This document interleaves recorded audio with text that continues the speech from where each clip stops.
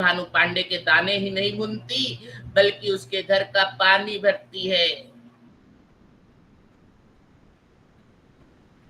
और उसे कुछ भी प्राप्त नहीं होता है। सर क्या पढ़ा रहा है? बल्कि जब भी उसे जमींदार की बेगार करनी पड़ती है, उसे उस दिन भूखे सोए रहना पड़ता है। सर तो क्या पढ़ा दलित रहा है? समाज के शोषण की गाथा गाई है प्रेमचंद ने कहानी के माध्यम से। किस तरह से हम देखते हैं कि भुनगी के माध्यम से कहानी में यही दर्शाया कि दलित समाज के शोषण की व्यथा को किस तरह से प्रेमचंद ने यहाँ पर उकेरा है। और दलित संवेदना की अपनी सभी कहानियों में प्रेमचंद जो है दलित समाज के साथ खड़े हुए दिखाई पड़ते हैं। बल्कि जब भी उसे जमींदार के यहाँ काम करना पड़ता है, उसे भूखे रहना पड़ता है। सोचिए आप, क्यों? वो तो जमींदार है, उसे खाने के लिए देना चाहिए था। वो उसका मालिक है, जमीन दे सकता है, तो खाने के लिए नहीं दे सकता क्या? पर जमींदार को कोई चिंता नहीं, क्योंकि औपनिवेशिक शासन काल में जमींदारी व्यवस्था में मानवीय संवेदना के लिए कोई जगह नहीं थी। जमींदारी व्यवस्था में मानवीय संवेदना के लिए कोई जगह नहीं है। इंसान के लिए कोई दया नहीं है, कोई जगह नहीं है। और बेगार वाली व्यवस्था का रैयतों द्वारा उल्लंघन करने पर जमींदार द्वारा उन्हें उजाड़ भी दिया जाता है। भुनगी के साथ भी ऐसा ही होता है। एक दिन गांव वालों के दाने भूनने में व्यस्त रहती है, और तभी क्या होता है, जमींदार के यहाँ से 2 बड़े बड़े टोकरे अनाज के भरे हुए आ पहुंचते हैं भुनगी के भाड़ में। तो और उसे हुक्म होता है कि अगर वो साथ ही साथ उस 2 बड़े बड़े टोकरे अनाज के भून कर दे। भुनगी सारा काम छोड़कर जमींदार के काम में लग जाती है। फिर भी क्या होता है, सारा काम छोड़कर काम करती है, फिर भी दिए गए टाइम के अनुसार वह नहीं कर सकती है। भुनगी जल्दबाजी करने पर भी वो काम पूरा नहीं हो पाता है। जल्दबाजी में काम करने के कारण वो अनाज भी खराब हो जाता है। जमींदार साहब का चपरासी जब भुने हुए अनाज को लेने आता है, तो भुनगी को बहुत खरी खोटी सुनाता है। और उसी रात जमींदार ने ऑर्डर दे दिया, आदेश दे दिया कि भुनगी की भाड़ खोद दी जाती है और उसका एकमात्र जीने का सहारा उससे छीन लिया जाता है। बहुत सारी मिन्नतों के बाद भी जमींदार का कलेजा नहीं पसीजता है। भुनगी बेचारी रोती है, गिड़गिड़ाती है। अंत में बुढ़िया यह निर्णय करती है कि वह फिर से अपने भाड़ का निर्माण करेगी, अपने भूख की ज्वाला को शांत करेगी।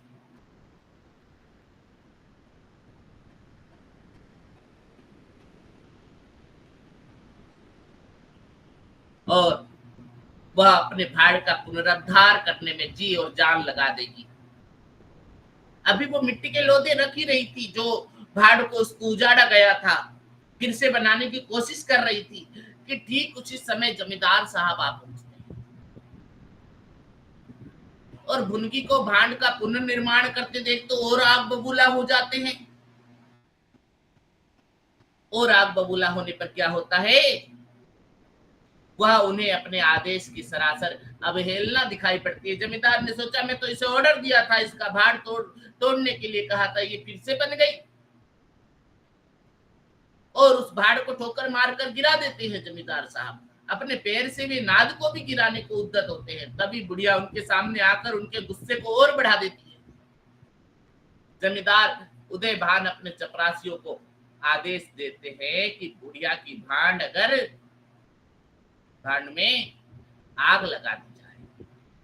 अपनी भाड़ को जलता देख बुढ़िया इसे बर्दाश्त नहीं कर सकती है। भांड को आग, क्योंकि उसके जीने मात्र का सहारा ही वही था, और उसी आग में वो कूद पड़ती है। ऐसी जिंदगी से तो अच्छा मरना ही है। एक क्षण में हाहाकार मच जाता है, उसी समय आग की लपट तेज होती है। वह भाड़ के बगल में बनी किसानों की झोपड़ियों को जलाती हुई पंडित उदय भान के बखार तक को भस्म कर डालती है। ज्वाला और भड़कती है, पंडित जी का भवन भी उस ज्वाला में जलकर खाक हो जाता है।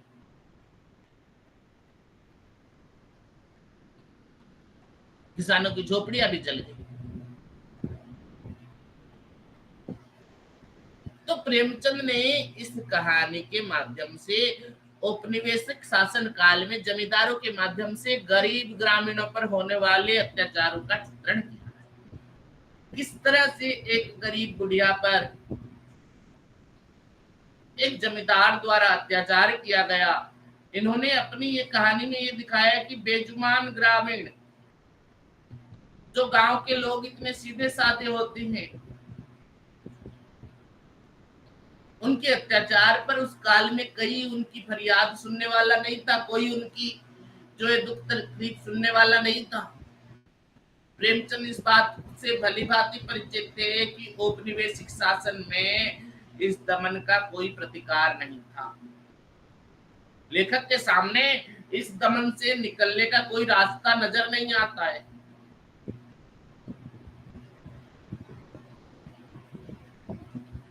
तो ये कहानी में जमींदार के लोग जब भड़भूजिन को झोपड़ी और उसके द्वारा नवनिर्मित भाड़ को आग लगाते हुए नजर आते हैं कहानी में,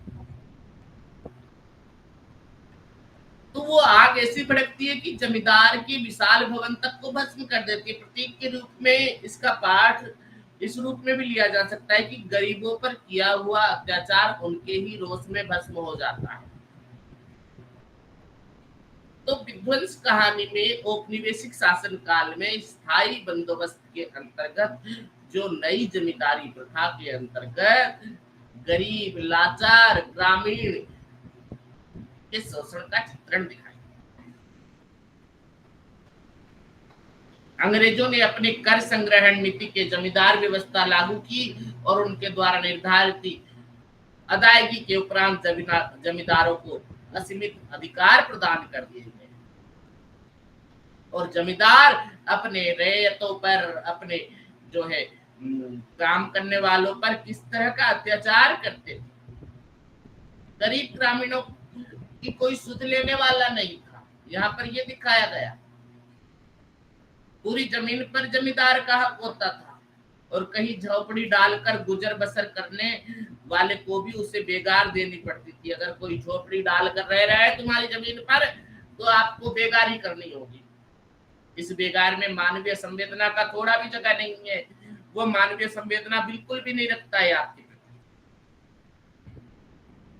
तो प्रेमचंद ने इस दारुण स्थिति का चित्रण करते हुए लिखते हैं कि वो प्रातः काल उठती और चारों ओर से भांड झोंकने के लिए सूखी पत्तियां बटोर कर लाती। भाड़ के पास ही पत्तियों का एक बड़ा ढेर लगा रहता था। दोपहर के बाद जब उसका भाड़ जलता था, लेकिन जब एकादशी या पूर्णमासी के दिन प्रथा अनुसार भाड़ नहीं चलता या गांव के जमींदार पंडित उदय भानु पांडे के दाने भुनने पड़ते, उस दिन तो उसे भूखे ही सोए रहना पड़ता। पंडित जी उससे बेगार में दाने ही न भुनवाते थे, उसे उसके घर का पानी भी भरना पड़ता था। कभी कभी पंडित जी के काम करने के लिए उस भांड को उसे बंद भी करना पड़ता था। तो वो पंडित जी के गांव में ही रहती थी, इसलिए उन्हें उससे सभी प्रकार के बेगारों को लेने का पूरा अधिकार था। पंडित जी के गांव में रहती थी, इसलिए उनका सारा काम करेंगे। तो प्रेमचंद आगे कहते हैं कि पंडित जी को उसकी चिंता बिल्कुल नहीं है, क्योंकि भुनकी एक दो दिन अगर नहीं खाएगी तो मर नहीं जाएगी। और यदि ये देव योग से मर भी जाती है किसी तरह से, तो उसकी जगह दूसरी गोंड को बड़ी आसानी से बसाया जा सकता है, दूसरी भूनने वाली को बसाया जा सकता है। पंडित जी की यही क्या कम कृपा थी कि वो भुनगी को अपने गांव में बसा रखे। सोच देखिए आप बड़े लोगों की, जमींदार की सोच देखिए। अगर 2 दिन नहीं खाना खाएगी तो मर तो नहीं जाएगी, अगर मर भी गई तो हम दूसरी को ले आएंगे। तो प्रेमचंद विध्वंस कहानी के माध्यम से जमींदार के शोषण और उनके मातहतों से उनके बेगार लेने का जो चित्रण उपस्थित किया है प्रेमचंद जी, वो प्रतीक रूप से, सिंबलिक रूप से औपनिवेशिक शासन काल में जमींदारों की ज्यादती को लगभग उभार सा देता है। जमींदार किस तरह से ज्यादा अत्याचार करने लग गए। स्वयं प्रेमचंद के ही शब्दों में, भुनगी का भाड़ आज बड़े जोरों का था, उसके सामने एक मेला सा लगा हुआ था, सांस लेने की भी फुर्सत नहीं थी, यानी अच्छा काम चल रहा है चलो भुनगी का। ग्राहकों की जल्दबाजी में कभी कभी झुंझला जाती थी कि इतने में जमींदार साहब के यहाँ से 2 बड़े बड़े टोकरे अनाज के आ गए और हुक्म हुआ कि अभी भून कर दो, वो सारे ग्राहकों का अभी बंद, स्टॉप। भुनगी तो दोनों टोकरे देखकर सहम उठी, अभी दोपहर थी, पर शाम से पहले उसको सारा अनाज भून कर देना है आगे, और यह असंभव बात है, अनपॉसिबल। घड़ी 2 घड़ी मिल जाते तो एक अठवारे के खाने पर भर को अनाज आता। देव में इतना भी नहीं देखा गया भगवान से कि इन यमदूतों को भेज दिया, अब में वो जमींदार साहब फ्री में जो है करना पड़ेगा।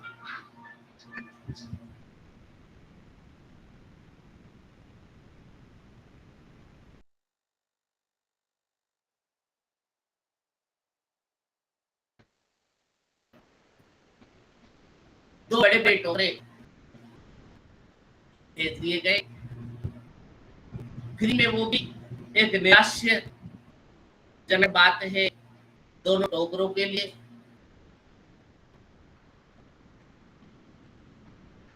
उसे पता है नहीं भून सकोगे, फिर भी अपना काम चालू कर देती है भूनने के। प्रेमचंद के शब्द कहानी में आप पढ़ेंगे तो पता चलेगा कि चपरासी तो ये ताकीद करके चलते बने कि भुनगी अनाज भूनने लगी। चपरासी देख लिया कि काम चालू कर दिया, जाकर मालिक को बताएगा कि हाँ भाई भून रही है आपका अनाज, खाली तो नहीं बैठी है ना, जो काम बोला गया वो कर रही है बेचारी। लेकिन मन भर, एक मन यानी 40 किलो के लगभग अनाज भुनना कोई हंसी खेल नहीं है। उस पर बीच बीच में भुनाई बंद करके भाड़ में झोंकना भी पड़ता है, आग लगाने के लिए उसमें पत्ते भी डालने पड़ेंगे। तीसरा पहर हो गया, दोपहर से शाम हो गई, इवनिंग हो गई, आधा काम भी नहीं हुआ।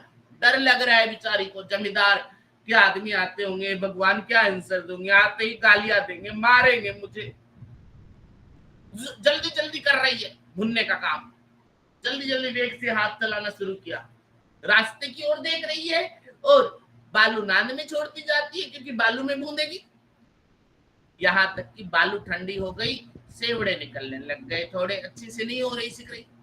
समझ में नहीं आ रहा क्या करूं हे भगवान, न भूनते बनता था न छोड़ते बनता है, भूनू कि नहीं भूनू, सोचने लगी कैसी भी कर। पंडित जी कौन सी मेरी रोटियां चला देते हैं, कौन सी मेरी आंसू पूछ देते हैं, अगर नहीं भी भूनूंगी तो क्या होगा। अपना रक्त जलाती हूँ, कहीं दाना मिलता है, मैं मेरी मेहनत करती हूँ तो मुझे खाने को मिलता है, पंडित जी मुझे खाने के लिए नहीं देता है। जमीन से मेरा निस्तार हो रहा है, क्या इतनी सी जमीन का मोल, ये थोड़ी सी जगह जितनी देर दूर में मैंने भाड़ लगा रखा है और जितनी देर दूर में मैं रहती हूँ सोती हूँ, 4 उंगली जमीन से मेरा निस्तार हो रहा है, जब देखो मेरे सिर पर आकर सवार हो जाता है। ये सोच रही है भुनगी और भूनते जा रही। क्या है इतनी जमीन का मोल, इतनी सी जमीन का मोल जमींदार के हाथ। ऐसे कितने ही टुकड़े गांव में बेकाम पड़े हैं, कितनी ही बकरियां उजाड़ पड़ी हुई हैं, कितने कमरे हैं ऐसे जो है बेकार पड़े हुए हैं। वहां तो केसर नहीं उपजती, वहां तो केसर की कोई खेती नहीं होती, फिर मुझी पर क्यों ये आठों पहर धोस रहती है। कोई बात हुई तो ये धमकी मिली कि भाड़ खोद कर फेंक दूंगा, भाड़ खोद कर फेंक दूंगा, उजाड़ दूंगा। मेरे सिर पर भी कोई होता तो क्या बौछारें सहनी पड़ती। पता है आपको भुनगी का कोई नहीं है, पति नहीं है, विधवा है, बच्चे नहीं है, अकेली है। मेरे सिर पर कोई होता तो क्या ये बौछारें सहनी पड़ती? भुनगी का ये एक वाक्य उसके लाचार होने का शब्द है। भुनगी के ये शब्द औपनिवेशिक शासन काल में गरीब और असहाय पर होने वाले अत्याचार को हमारे सामने रख देता है। उस काल में निश्चित ही गरीब और गांव के सीधे साधे लोग, ग्रामीण की फरियाद सुनने वाला कोई नहीं था। जमींदारी प्रथा जो स्वाधीनता आंदोलन के संघर्ष में कोड के समान दिख रही थी, उसके माध्यम से ब्रिटिश सरकार भी गरीबों का शोषण कर रही थी। गांव में किसी तरह से अपना जीवन निर्वाह करने वाले भड़भंजे हो, चाहे वो नाई हो, घसियारे हो, दर्जी हो, सभी अत्याचार के शिकार थे। किसी को पगार नहीं मिलती, सभी को बेगारी करनी पड़ती थी जमींदारों के हाथ। जब ये जमींदार के बेगार को पूरा करने में असमर्थ होते, तत्काल उन पर कहर बरस जाता। ये कहानी में भी ऐसा ही होता है। भुनगी जमींदार के आदमियों द्वारा निर्धारित समय सीमा में जब काम नहीं कर पाती है, उसकी भाड़ रात को ही खोद दी जाती है और भुनगी का एकमात्र सहारा, जीने का सहारा छिन जाता है। ऐसी स्थिति में लेखक खुद कहता है कि अब भुनगी की रोटियों का सहारा नहीं रहा। गांव वालों को भी भाड़ के विध्वंस हो जाने से बहुत कष्ट है। कितने ही घरों में तो दोपहर को दाना ही मैसर नहीं होता है गांव के लोगों में। एक टाइम का अगर खाना है तो दूसरे टाइम का ठिकाना नहीं। लोगों ने जाकर पंडित जी से कहा कि बुढ़िया को भाड़ जलाने की आज्ञा दे दीजिए, लेकिन पंडित जी का बिल्कुल भी ध्यान नहीं गया। लोगों की सहानुभूति है बुढ़िया के प्रति, पर रोब कैसे घटा देगा अपना जमींदार। विध्वंस में यही दिखाने का प्रयास किया है प्रेमचंद जी ने। यही वह झूठी शान है जिसके पीछे जो है उस समय के जमींदार वर्ग अपना सब कुछ अंग्रेज सरकार को समर्पित किए जाते हैं। निर्धन ग्रामीणों पर तो इनका खूब रोब-दाब था, पर अंग्रेज सरकार के एक छोटे कर्मचारी के पास भी इनकी हेकड़ी की हवा निकल जाती, इनकी हवा निकल गई। ग्रामीणों पर अत्याचार करने से क्या हुआ? जो अंग्रेज हमारे देश को लूट रहे हैं, जिन्होंने तुम्हारे ऊपर कर जैसा बोझ लाद दिया, उनके खिलाफ क्यों नहीं आप बोल सकते? उनके खिलाफ अन्याय अत्याचार क्यों नहीं करते? जो हमारे सीधे साधे गांव के लोग, ग्रामीणों पर आप अत्याचार कर रहे हो। ये था औपनिवेशिक शासन काल में जमींदार को ये शक्ति प्राप्त थी कि वे अपने रैयतों पर जितना चाहे उतना मनमानी कर ले। ये उसका अधिकार था, वो उससे जितना चाहे उतना बेगार ले सके और जो बेगार देने में कोताही बरते उसे दंडित भी कर सके। अगर जो काम नहीं करेगा तो दंड का विधान है।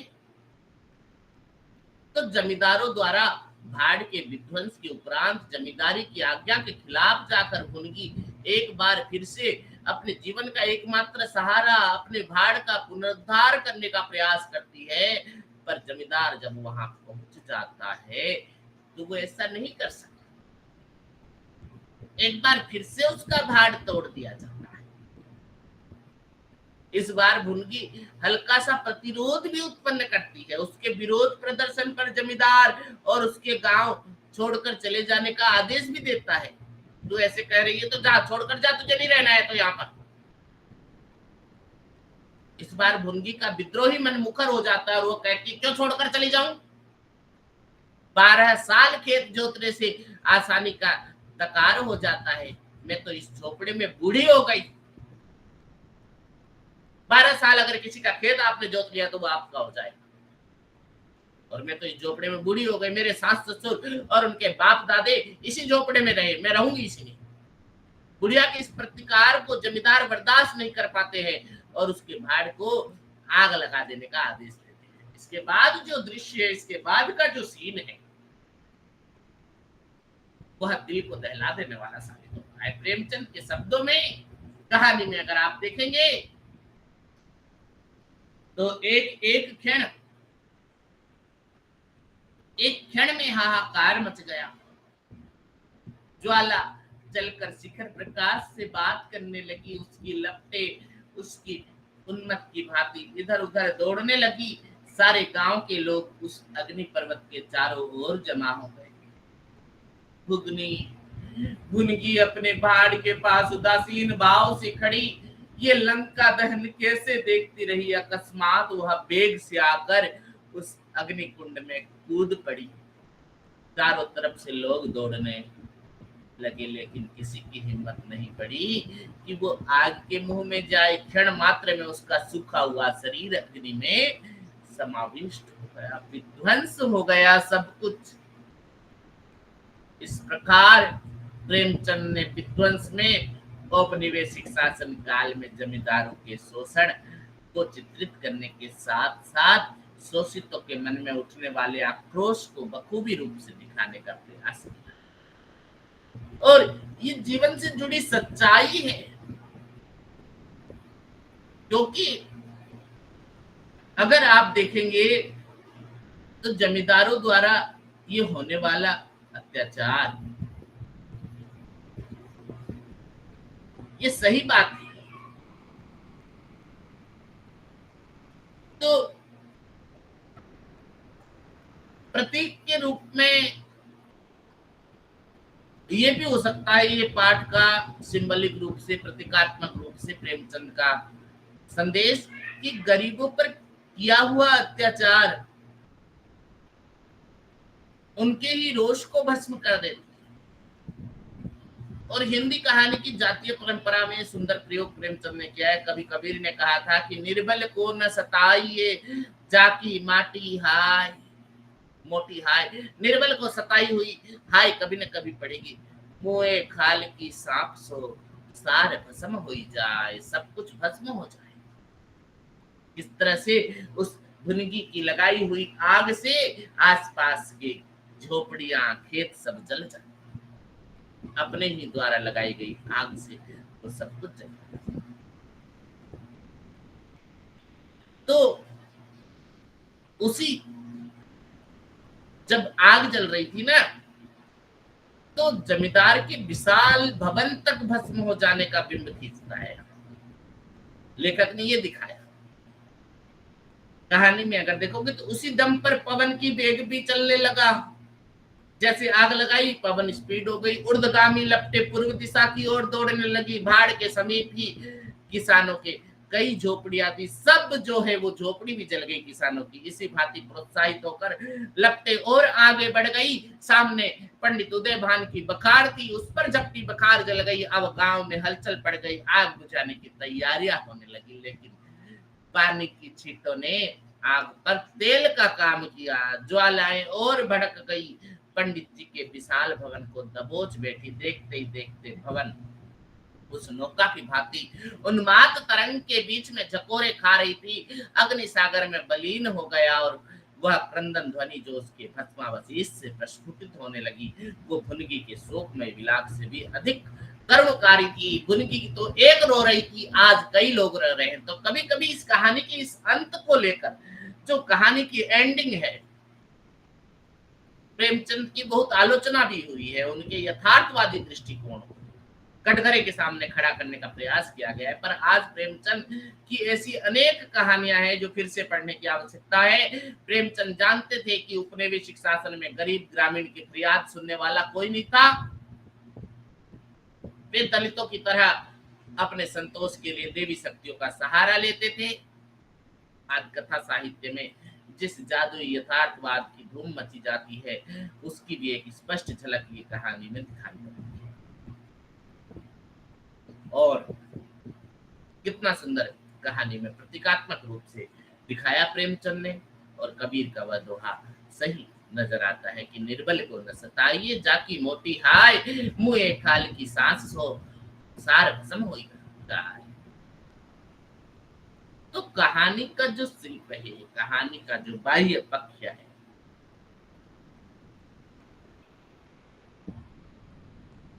उसमें हम देखते हैं कहानी बड़ी छोटी है,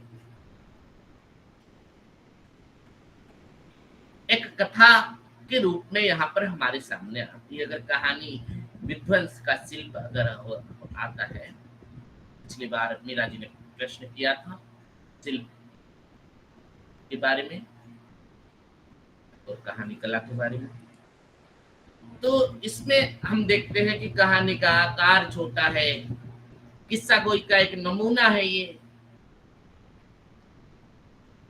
जैसे कहानी में हम बताते हैं कि जिला, इस कहानी में भी वैसे ही बताया, जिला बनारस वीरा नाम का एक गांव था, वहां एक बुढ़िया रहती थी, विधवा थी, संतानहीन थी, गोड़ीन रहती थी, जिसका नाम भुनगी था।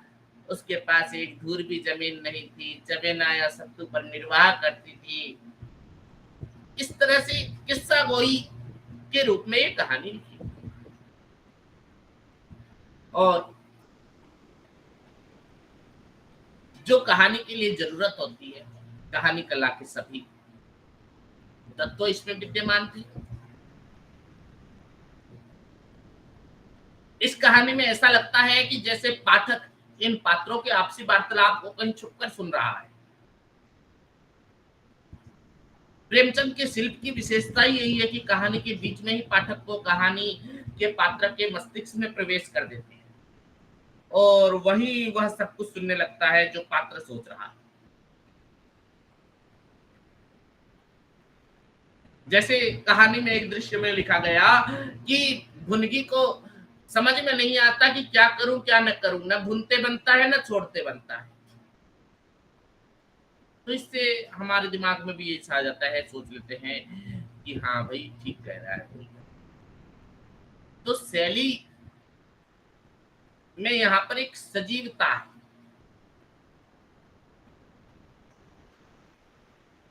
उनकी शैली का एक नमूना देखिए, वो पंडित जी के गांव में रहती थी, इसलिए उससे सभी प्रकार की बेगार लेने का पूरा अधिकार था, उससे अन्याय नहीं कहा जा सकता। ये एक व्यंगात्मक रूप से लिखा गया, व्यंग करने की जो उनकी मारक क्षमता है प्रेमचंद जी की, वो देखिए इसमें नजर आ रहा है कि वो पंडित जी के गांव में रहती थी, इसलिए उससे सभी प्रकार की बेगार लेना उनका पूरा अधिकार था, उसे अन्याय नहीं कहा जा सकता। अन्याय केवल इतना था कि वो बेगार सूख ही लेते थे। उनकी धारणा थी कि जब खाने को ही दिया गया तब बेगार कैसे। किसान को पूरा अधिकार है कि बैलों को दिन भर जोतने के बाद शाम को खूंटे से बांध दे, चाहे भूखा बांध दे। यदि वो ऐसा नहीं करता तो यह उसकी दयालुता नहीं, केवल हित चिंता है। प्रेमचंद की व्यंग क्षमता देखिए, बुढ़िया की भाड़ की ओर ताका तो बदन में आग सी लग गई, उसका पुनरुद्धार हो रहा है।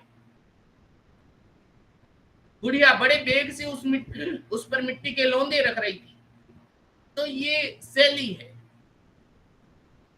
कथा शैली, व्यंगात्मक शैली का यहाँ पर प्रयोग किया गया है। और भाषा बड़ी सजीव है, सुंदर सुंदर उदाहरण दिए गए हैं, शब्द विन्यास, व्यंजनापूर्ण अर्थ गर्भित शब्द है यहाँ पर, और कहीं कहीं देसी भाषाएं हैं। और हम देखते हैं कि प्रेमचंद अपनी भाषा शैली के कारण याद है। तो विध्वंस कहानी में यही एक असहाय वृद्धा जमींदार के अत्याचार की चित्रित कहानी है। बड़ी बारीकी ढंग से प्रेमचंद जी ने इसमें औपनिवेशिक शासन के तहत जमींदारों की उस दरिंदगी का परिचय करवाया है जिससे ग्रामीणों का जीना बेहाल हुआ है। और कहीं अगर झोपड़ी डालकर उनकी जगह में आप गुजर बसर कर रहे हो तो आपको बेगारी देना पड़ेगा, और इस बेगार में मानवीय संवेदना का बिल्कुल भी जगह नहीं है। उसका उल्लंघन अगर आप करते हो तो जमींदारी द्वारा बर्खास्त कर दिए जाओगे, बर्बाद कर दिए जाओगे, और गरीब ग्रामीण की फरियाद सुनने वाला कोई नहीं है। प्रेमचंद यही हमें दिखाना चाहते हैं तत्कालीन व्यवस्था के बारे में, अमानवीय व्यवस्था, और इस दमन का कोई प्रतिकार नहीं था उस समय।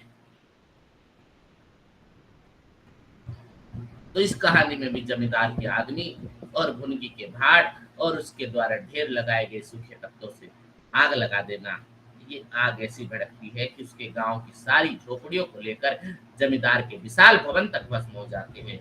तो प्रतीक के रूप में इस पाठ को इस रूप से आप ग्रहण कीजिए कि गरीब पर किया गया अत्याचार उसके रोष में ही भस्म हो जाता है। शिल्प की दृष्टि से कहानी बड़ी बेजोड़ है। प्रेमचंद ने इस कहानी में अपनी व्यंग क्षमता और भाषा कौशल के जरिए बहुत ही सुंदर ढंग से यहाँ पर उपस्थापित किया है। तो विध्वंस कहानी में से अगर कुछ प्रश्न आता है तो वो भुनगी का चरित्र चित्रण या फिर विध्वंस कहानी का शिल्प विधान या कहानी की प्रासंगिकता पर प्रश्न आ सकते हैं। आप जो है ये विचार देखिए, ठीक है। अगली और एक कहानी है प्रेमचंद की ही कहानी गुल्ली डंडा।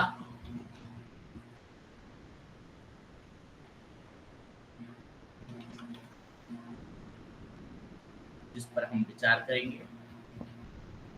प्रेमचंद द्वारा लिखी गई गुल्ली डंडा।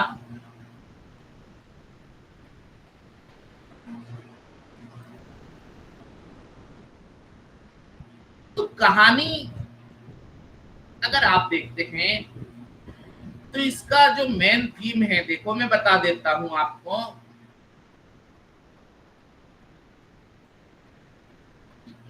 गुल्ली डंडा कहानी में जो समीक्षा की गई है, कहानी की समीक्षा, उसके माध्यम से प्रकृति के अनुसार बचपन मनुष्य जीवन की वो अवस्था है जिसमें प्रेम अपनत्व की स्वाभाविक भावना होती है। आप देखिएगा बच्चों में कोई फीलिंग्स नहीं होती है कि ये अमीर है ये गरीब है, ऐसी कोई फीलिंग्स नहीं होती। यही वो अवस्था है जिसमें प्रेम और अपनत्व की स्वाभाविक भावना होती है। जब बच्चा बड़ा होता है, धीरे धीरे बड़ा होने लगेगा, सामाजिक जीवन में प्रवेश करेगा, तो सबसे प्रेम करने और सबको समान समझने की भावना उसमें समाप्त होती जाएगी। मनुष्य और मनुष्य के बीच ऊंच नीच, छोटापन, बड़ापन आदि भेदभाव, असमानता सामाजिक परिस्थितियों की ये देन है। जो बच्चे साथ में खेलते कूदते बड़े होते हैं ना, उनमें बचपन से जो समानता और अपनत्व होता है वो बड़े होने पर समाप्त हो जाता है। आप कई बार देखते जो बच्चे बचपन से अगर एक साथ खेलते हैं, एक साथ पढ़ते रहते हैं, पर बड़े होने पर वो अपनत्व खत्म हो जाता है। कई बड़ा होने पर किसी बड़े पद पर नियुक्त हो गया, उच्च प्रतिष्ठा हो गया और उसके पास सैलरी ज्यादा हो गई, आय ज्यादा हो गई, वह स्वयं को दूसरों से बड़ा मानता है और अहंकार, एटीट्यूड, घमंड से भर जाता है। तो दूसरे भी उसके पद प्रतिष्ठा से प्रभावित होकर उसको अपने से बड़ा और आदर का पात्र मानते हैं, चाहे वो आदर भाव करना उनकी मजबूरी हो। तो कहानी में यही चर्चा करेंगे अभी हम।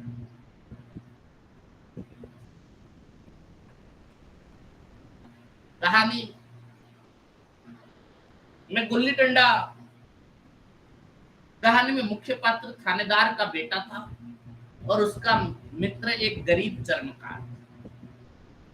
बचपन में थे जब दोनों में ऊंच नीच का कोई डिफरेंस नहीं। जब कथानायक बड़ा होकर इंजीनियर बन गया, वो अपने बाल सखा के साथ गया के साथ गुल्ली डंडा खेलने गया, परंतु अपने मित्र गया के खेल में उसको वह दक्षता नहीं दिखाई जो बचपन में थी। गया जैसे खेलता था बचपन में ना, अब नहीं खेल रहा है, बड़ा हो गया। उसे लगा कि उसकी अप्सरी, आज वो अफसर बन गया है। दोनों के बीच में दीवार आ गई है, कहीं ना कहीं अफसर और एक चर्मकार। गया उसके साथ खेल नहीं रहा था, उसका मन रख रहा था और उसकी हर धांधली को बिना विरोध किए वह सहन कर रहा था। उसके पद और प्रतिष्ठा दोनों में असमानता की भाव थी। तो वही हम गुल्ली डंडा कहानी में हम देखते हैं। प्रेमचंद की गुल्ली डंडा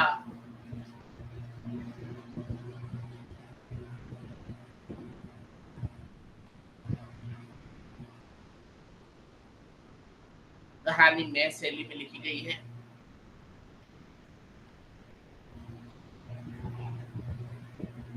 ये कहानी नए शैली में लिखी गई है, यानी कथाकार इसका नरेटर और चरित्र दोनों हैं, और कथाकार इलाके के थानेदार का बेटा है, और 20 साल बाद रुतबेदार इंजीनियर होकर अपने बचपन के गांव के डाक बंगले में टिका हुआ है।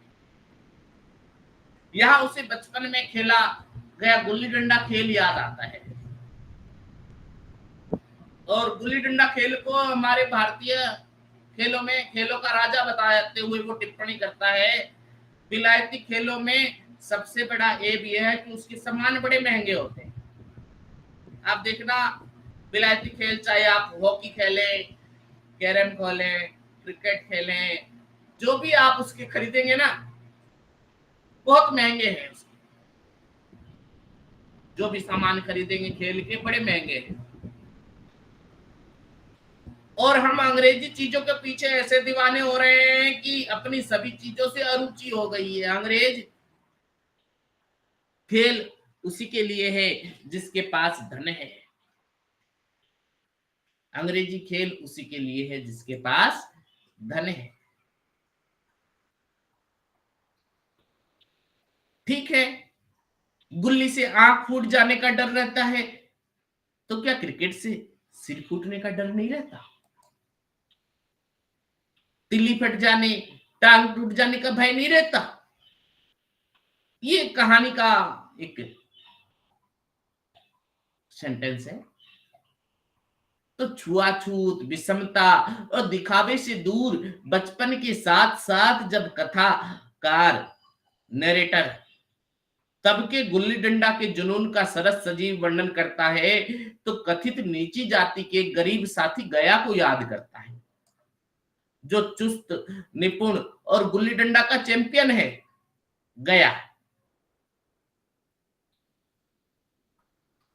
सभी उसे अपना गोइया यानी अपनी टीम का सदस्य बनाना चाहते थे। एक बार लेखक लंबे समय से पढ़ रहा था, गया पढ़ा रहा था। पदाने में हम दिन भर मस्त रह सकते हैं। पदना 1 मिनट का अखरता है, एक बार के लिए अखरता है, क्योंकि हारने वाला पदेगा। कथा लेखक जो है बच्चा घर जाना चाहता था, पर गया अपना दांव लेने पर अड़ा हुआ है कि नहीं नहीं नहीं नहीं, कैसे जा सकता है, अब हार रहा है तो तू जाएगा। हाँ, तर्क देखिए, घर कैसे जाओगे, कोई दिल लगी है, दाव दिया है, दाव लेंगे, समझे? अच्छा, कल मैं अमरूद खिलाया था, जो वो लौटा दे, चल। वो तो मेरे पेट में चला गया, पेट में चला गया। निकालो पेट से, चलो तुम निकालो, तुमने क्यों खाया मेरा अमरूद? अमरूद तुमने दिया, मैंने खा लिया, मैं तुमसे मांगने थोड़ी गया था अमरूद। जब तक मेरा अमरूद नहीं दोगे मैं दाव नहीं दूंगा। गया, समझे कि नहीं? मैं समझता था कि न्याय मेरी ओर है, आखिर मैंने किसी स्वार्थ से ही उसे अमरूद खिलाया होगा। भिक्षा तक तो स्वार्थ के लिए देते हैं, जब गया ने अमरूद खाया तो फिर उसे मुझसे दाव लेने का क्या अधिकार है? यानी ये लेखक कह रहा है कि जब मैं उसे अमरूद खिलाया हो तो वो दाव नहीं लेना चाहिए। रिश्वत देकर तो लोग खून पचा जाते हैं, ये मेरा अमरूद भी तो यूं ही हजम कर जाएगा। अमरूद पैसे के 5 वाले थे, जो गया के बाप को भी नसीब नहीं होंगे। और ये सरासर अन्याय था। गया ने मुझे अपनी ओर खींचते हुए कहा, मेरा दांव देकर जाओ, अमरूद समरूद मैं नहीं जानता। वो बोला, मैं तुझे 5 पैसे का अमरूद खिलाया हूं? नहीं नहीं नहीं नहीं नहीं, मैं अमरूद वगैरह नहीं जानता, मुझे तुम मेरा दांव देकर जाओ, ये खेल है, समझे? मुझे न्याय का बल था, पर अन्याय पर डटा था। मैं हाथ छुड़ाकर भागना चाहता तो वो मुझे जाने नहीं देता है। मैंने उसे गाली दी, उसने उससे कड़ी गाली दी, और गाली ही नहीं, एक चांटा जमा दिया मेरे ऊपर। मैंने उसे दांत से काट लिया। उसने मेरी पीठ पर डंडा जमा दिया। मैं रोने लगा। गया मेरे इस अस्त्र का मुकाबला न कर सका, रोने लगा। मैंने तुरंत आंसू पोंछ डाले, डंडे की चोट भूल गया और हंसता हुआ घर जा पहुंचा। मैं थानेदार का लड़का एक नीच जात के लौंडे के हाथों पिट गया। ये मुझे उस समय भी अपमानजनक मालूम हुआ, लेकिन घर में किसी से शिकायत नहीं की। शिकायत करता तो कथा दूसरी हो जाती। पर यहां पर दो मित्रों की कथा है, देखिए।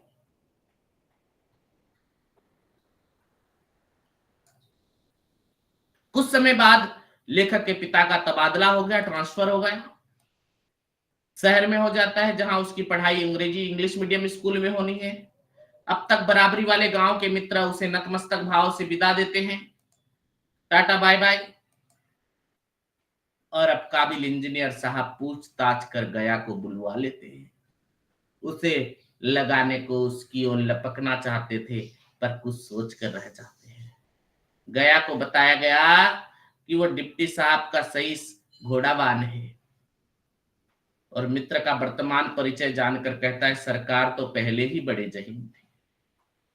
तो लेखक प्रस्ताव करता है कि पुरानी यादें ताजा करते हुए वे दोनों फिर से गिल्ली डंडा खेलेंगे। जब वो अपने गांव आया है ना गए लेखक, तो वो कहता है कि हम पुरानी यादें ताजा करेंगे।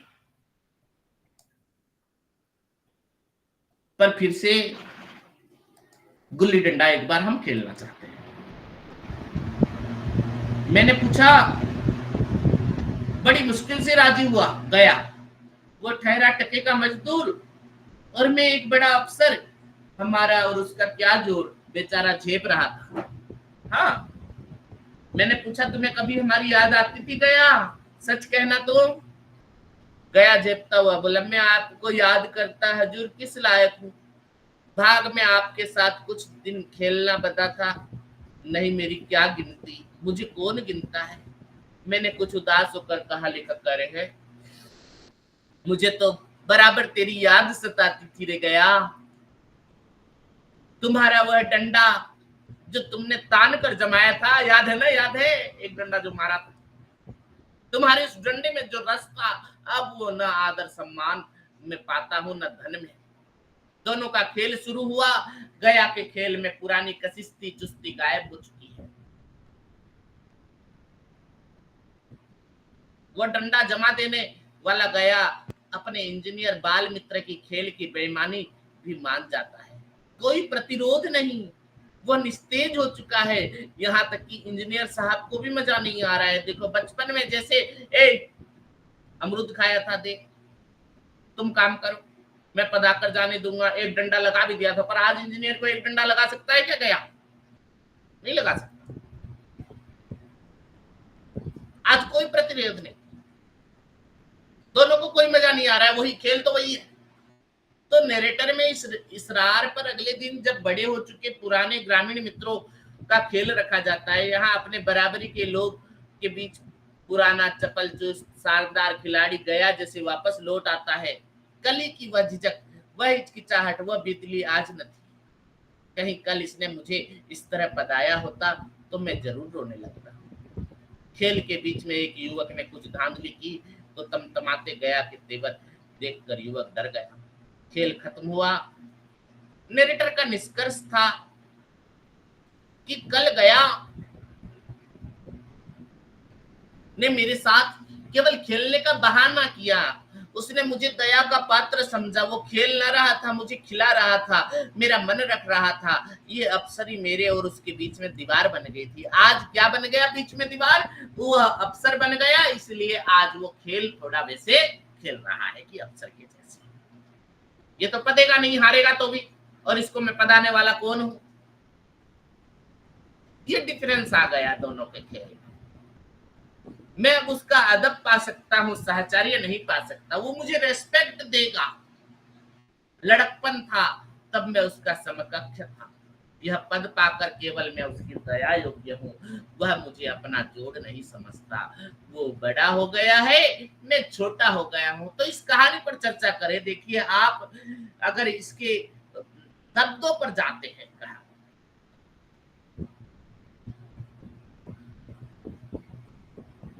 डिफिकल्ट वर्ड नहीं दिए हैं लेखक ने। अगर साधारण पाठक भी कोई होगा तो गूढ़ अर्थ बिना समीक्षक की मदद से ही समझ जाएगा।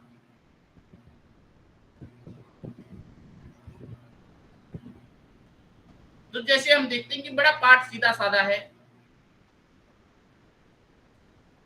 और कहानी में भले और भोले, कुलीन, जहीन अक्सर बचपन में वर्णमाला के साथ पढ़ा दी जाती है। नीची जातियों के अयोग्यों के पढ़ाई, नौकर में आरक्षण की वजह से मेरिट के प्रति भारी अन्याय, समाज में हो रहे नुकसान से दुखी हो रहे हैं। मेरिट या प्रतिभा का क्या है?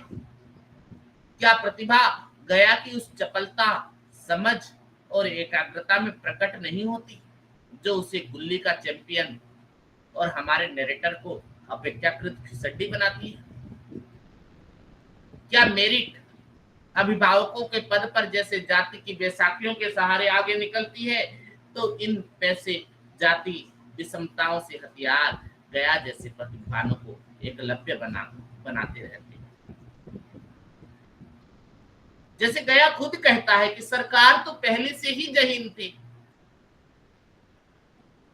जिसे अगर पहले से ही सब कुछ मिल गया तो आगे ज्यादा क्यों नहीं निकलेगा?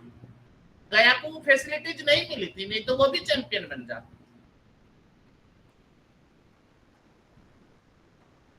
क्या चंद किताबों की सुविधा की बैसाखियों के सहारे पढ़ लिख कर एक खास पैटर्न का प्रश्न को 3 घंटों में उत्तर दे पाने की प्रतिभा को संकर किया जा सकता है? प्रतिभावान व्यक्तित्व को पूरी तरह से समग्रता से आंकना चाहिए। गया देखो सिर्फ खिलाड़ी है, अच्छा खेलता है, पर उसकी और भी विशेषताएं है। आप मान लीजिए आज सिर्फ आप हिंदी में एमए कर रहे हैं, सिर्फ पढ़ने से, पढ़कर आप क्वेश्चन आंसर लिख देने से अच्छा नहीं होता। आपको सारे तरीके से जो है, आपको जब कोई नौकरी के लिए जाएंगे तो एक सफल प्राध्यापक के रूप में भी आपको जो है वहां पर चुनौतियों का सामना करना पड़ेगा। सिर्फ एक अच्छा स्टूडेंट होने से नहीं होता, एक अच्छा चरित्र होना चाहिए, एक अच्छी जो है पर्सनैलिटी होनी चाहिए, आपको और विषयों का भी ज्ञान होना चाहिए। पर आपको वो सुविधाएं मिलेगी कहां से? यही परिवेश से।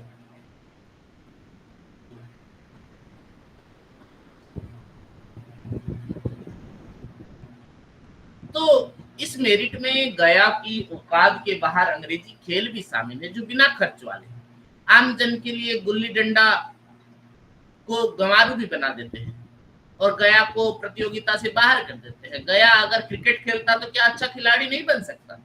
पर कैसे बनेगा? उसके लिए लाकर कौन देगा बैट बॉल? गुल्ली डंडा में वो चैंपियन है, तो क्या बैट बॉल में नहीं हो सकता?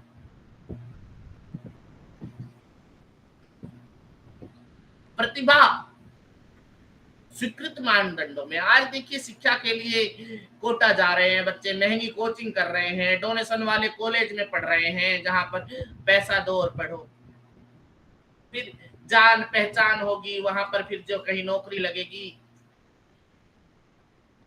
जिनके दम पर गया से मैदान में बच चुके नरेटर आगे निकल गया है। पर गया से आगे निकल गया है नरेटर, क्योंकि वो कहाँ गया पढ़ने? इंग्लिश मीडियम स्कूल, जहां उसे सारी तरह की सुविधाएं।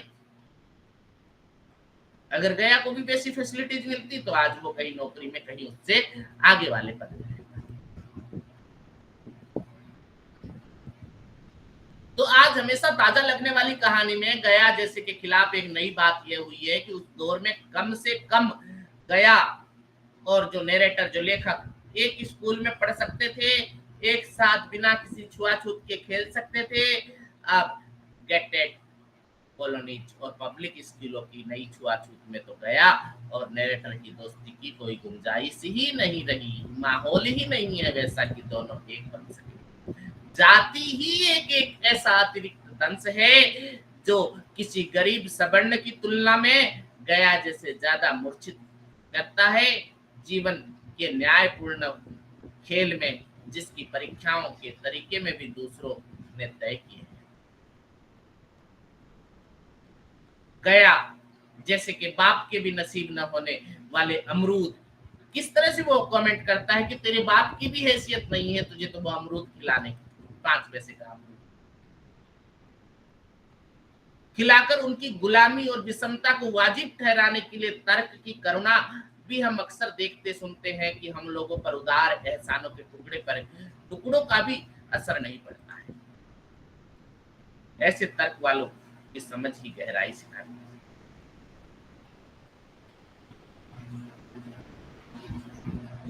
तो कहानी में यही जो है विशेषता है। तो कहानी में हम वही देखते हैं कि गुल्ली डंडा कहानी जो प्रेमचंद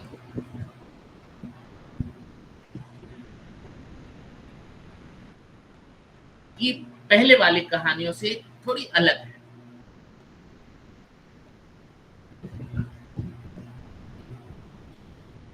इसमें प्रेमचंद ने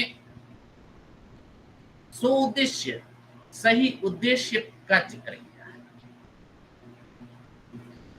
सोउद्देश्यता से मतलब क्या है कि राष्ट्रीय स्वाधीनता की चेतना का वाहक बनने से।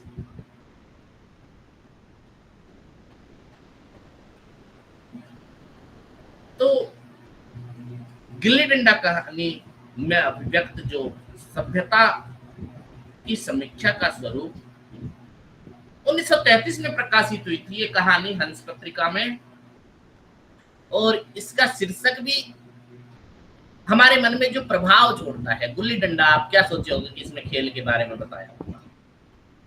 वो एक पढ़े लिखे व्यक्ति के उस इलाके में संयोगवश पहुंच जाने से, जहां पर वो पला है, पढ़ा है, पैदा हुए, नॉस्टैल्जिक इफेक्ट का आधार लेकर पाठक को उसके जीवन के कहीं विस्मृत प्रियतर इलाके में ले जाने वाली कहानी लगती है। पर थोड़ा ही रुकने के बाद बात साफ हो जाती है कि कहाँ कहानीकार का उद्देश्य पाठक को उसके जीवन से किसी पुराने प्रियलोक में वापस ले जाना मात्र नहीं है। कहानी अपनी पहली पंक्ति में ही समकालीन जीवन के दो परस्पर भिन्न दृष्टिकोणों को समान लाकर रखती है। एक की अपेक्षा दूसरे को ठोस तार्किक आधार पर बेहतर ठहराती है। एक और अंग्रेजी दोस्तों द्वारा चुनी गई जीवन विधि है। इनके द्वारा अपनाए गए खेल में लॉन, कोर्ट, नेट, रैकेट, थापी, बैट आदि महंगी चीजों की आवश्यकता है। तो दूसरी ओर कथानायक द्वारा चुनी गई जीवन विधि है जिसमें गुल्ली डंडा, जिसे लेखक नैरेटर के हवालों से खूब सब खेलों का राजा कहता है। प्रेमचंद लिखते हैं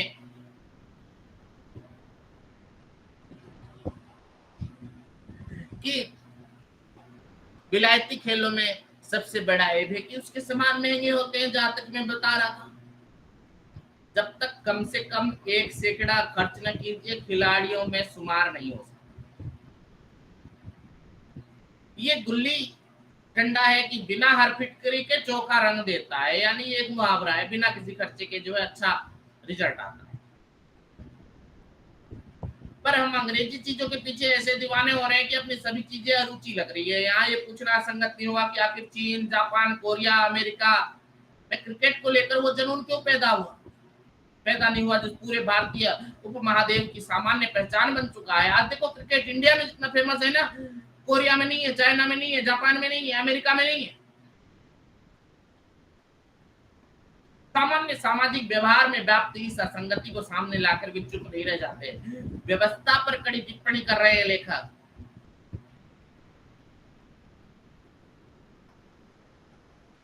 कहानी के पहले पैराग्राफ में ही आप पढ़ेंगे कि हमारे स्कूल में हर एक लड़के से जो है 2-3-4 रुपए की सालाना केवल खेलने की फीस ली जाती है। किसी को यह नहीं सोचता कि भारतीय खेल खिलाए जो बिना दाम कौड़ी के खेले जाते हैं। अंग्रेजी खेल उनके लिए है जिनके पास धन है। गरीब लड़कों के सिर क्यों वो व्यसन मटते हैं। गरीब लड़के कहां से बिचरे सफर। इसी तर्क प्रणाली को और आगे बढ़ाते हुए लेखक उस अयाचित धारणा का 2 टूक शब्द में विरोध किया कि जिसमें देसी खेलों को बाहरी खेलों की तुलना में खतरनाक बताया जाता है। उनका कहना है ठीक है, हाँ गुल्ली डंडा से आंख फूट जाने का भय रहता है तो क्या क्रिकेट से सिर नहीं पड़ जाता। अगर हमारे माथे में गुल्ली का दाग आज तक बना हुआ है तो हमारे कई दोस्त ऐसे भी हैं जो थापी यानी बैट तो बैसाखी में बदले बैठे हैं। कहानी की शुरुआत में ही सांस्कृतिक, राजनीतिक और पूरे जनतांत्रिक खुलेपन के साथ निभ्रांत अभिव्यक्ति देते हुए लिखते हैं। खैर ये अपनी अपनी रुचि है, अपनी अपनी हॉबी है। मुझे गुल्ली ही सब खेलों से अच्छी लगती है। बचपन में मीठी मीठी यादें हैं, गुल्ली के साथ मेरी मीठी मीठी यादें हैं। तो इस तरह से प्रेमचंद कहानी में बड़ी रोचकता लाते हुए इस तरह से कहानियां बताई है, और कहानी में पूरे तरह से दोनों मित्रों की विचारधारा को आप देख सकते हो। तो गुल्ली डंडा में जो व्यक्त जीवन मूल्य है, उसकी वैल्यू क्या है, एथिक्स क्या है, मनुष्य जाति के लिए सबसे मनुष्य ही सबसे विकट पहेली है, क्योंकि वो खुद अपनी समझ में नहीं आता कि किसी न किसी रूप में वो अपनी आलोचना क्या करता है, अपने ही मनोरहस्य खोला करता है। जब हम देखते हैं नयापन, मूल्य व्यवस्था, ये जीवन विधि हमारी मांग कर रहा है। इस कहानी में जो रचनाकार ने जिन परिवर्तनों की प्रस्तावना दी है, उन्हें देखने में कहानी की समझ विकसित करने में सहायता मिलती है।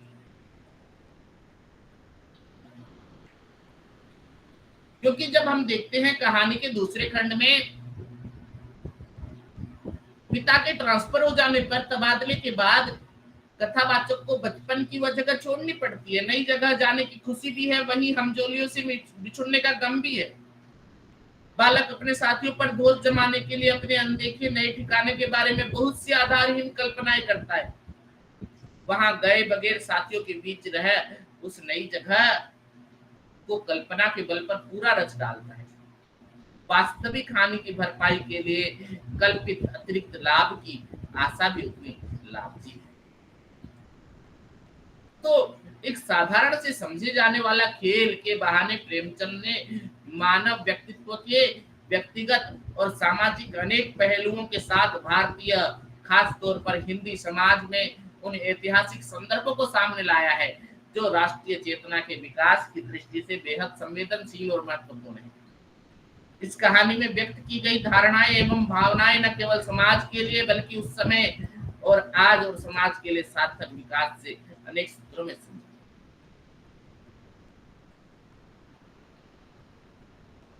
आज के जमाने में आज भी जो है गुल्ली डंडा कहानी प्रासंगिक बनी हुई है। जिस तरह से दो मित्रों का इतने दिन बाद मिलना, वो कहीं न कहीं पाठकों पर कोई संदेश छोड़ती है। तो वर्तमान जो भारतीय जीवन के संदर्भ में ये कहानी आज प्रासंगिक बहुत बनी। इसी को जो है आधार को ध्यान में रखकर लेखक ने लिखा होगा। गुल्ली डंडा कहानी में अगर हम देखते हैं तो जीवन दृष्टि पराधीनता की बेड़ियों में जकड़े हुए राष्ट्र विकास के वास्तविक परिप्रेक्ष्य की तलाश से अर्जित की गई है। स्वाधीनता की चेतना का वास्तविक विस्तार कुछ आज के प्रश्नों को उत्तर तक सीमित न होकर अत्यंत व्यापक है। स्वाधीनता को जीवन के समग्र विस्तार में देखना और दिखाना इस कहानी का आधार है। केवल ऊंची तालीम, ऊंची डिग्री, ऊंची नौकरी पा लेने से कोई स्वाधीन नहीं हो सकता। स्वाधीनता को जीवन के प्रत्येक प्रसंग में सचेत तौर पर सतत प्रयत्न से अर्जित करना। तो जब हम देखते हैं प्रेमचंद की जो भी रचना है,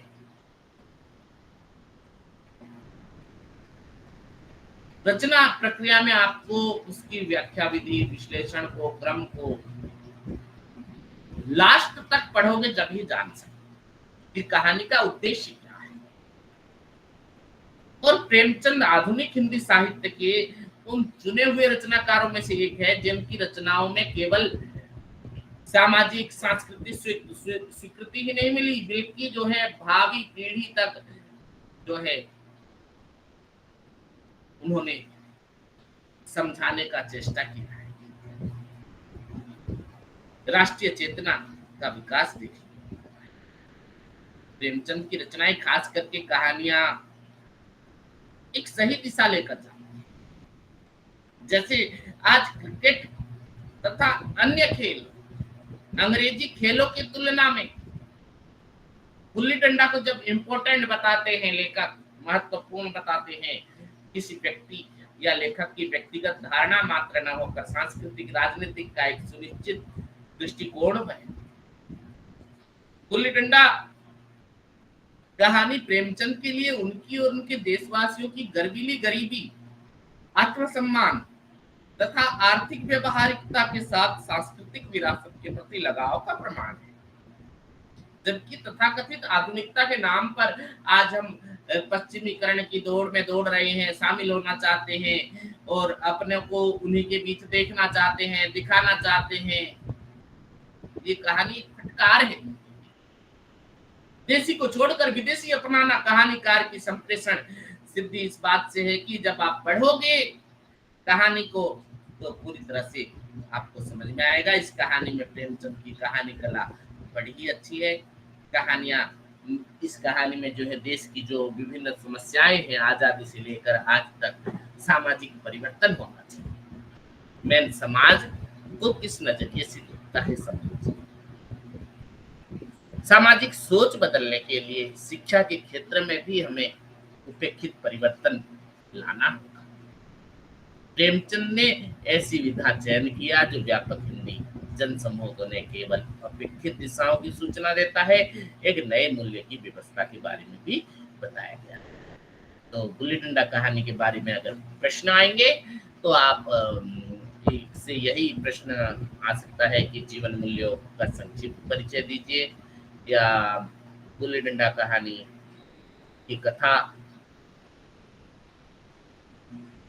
को जो है रचनात्मक परिवेश के रूप में दिखाइए। अब अगली कहानी की चर्चा करते हैं, जुलूस कहानी। प्रेमचंद की जुलूस कहानी, जिसमें भारतीय स्वाधीनता आंदोलन में इतिहास की प्रमाणिक कथा प्रस्तुति है।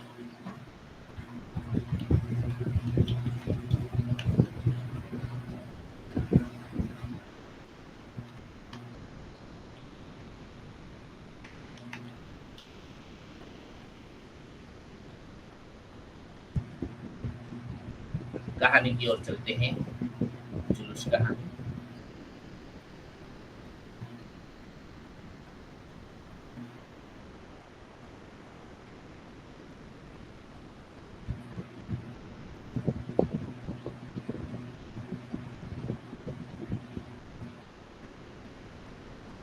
एक लाइन पर बने रहिए।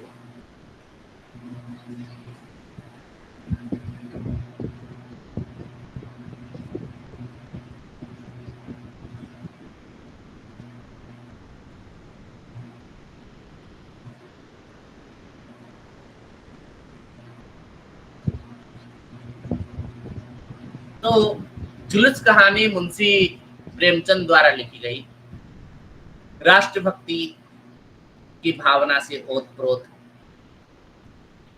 एक कहानी है। इस कहानी का मुख्य उद्देश्य राष्ट्रभक्ति की भावना का प्रचार प्रसार करना था। मुंशी प्रेमचंद ने ये कहानी गांधीवादी विचारों से प्रभावित होकर लिखी और इस कहानी की पृष्ठभूमि उस समय भारत में चल रहे स्वाधीनता आंदोलन से।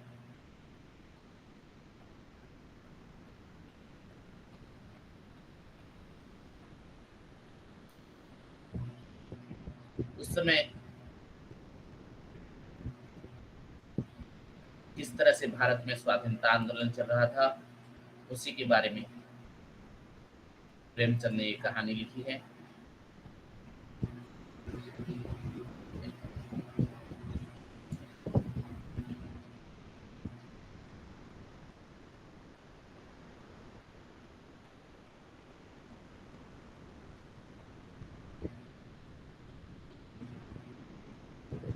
भारतीय स्वाधीनता संघर्ष वास्तव में एक व्यापक जन आंदोलन था। तो प्रेमचंद की हमने कई कहानियां पढ़ी अभी जो है, इससे पहले विध्वंस कहानी पढ़ी दलितों पर, नमक का दारोगा कहानी पढ़ी औपनिवेशिक व्यवस्था पर,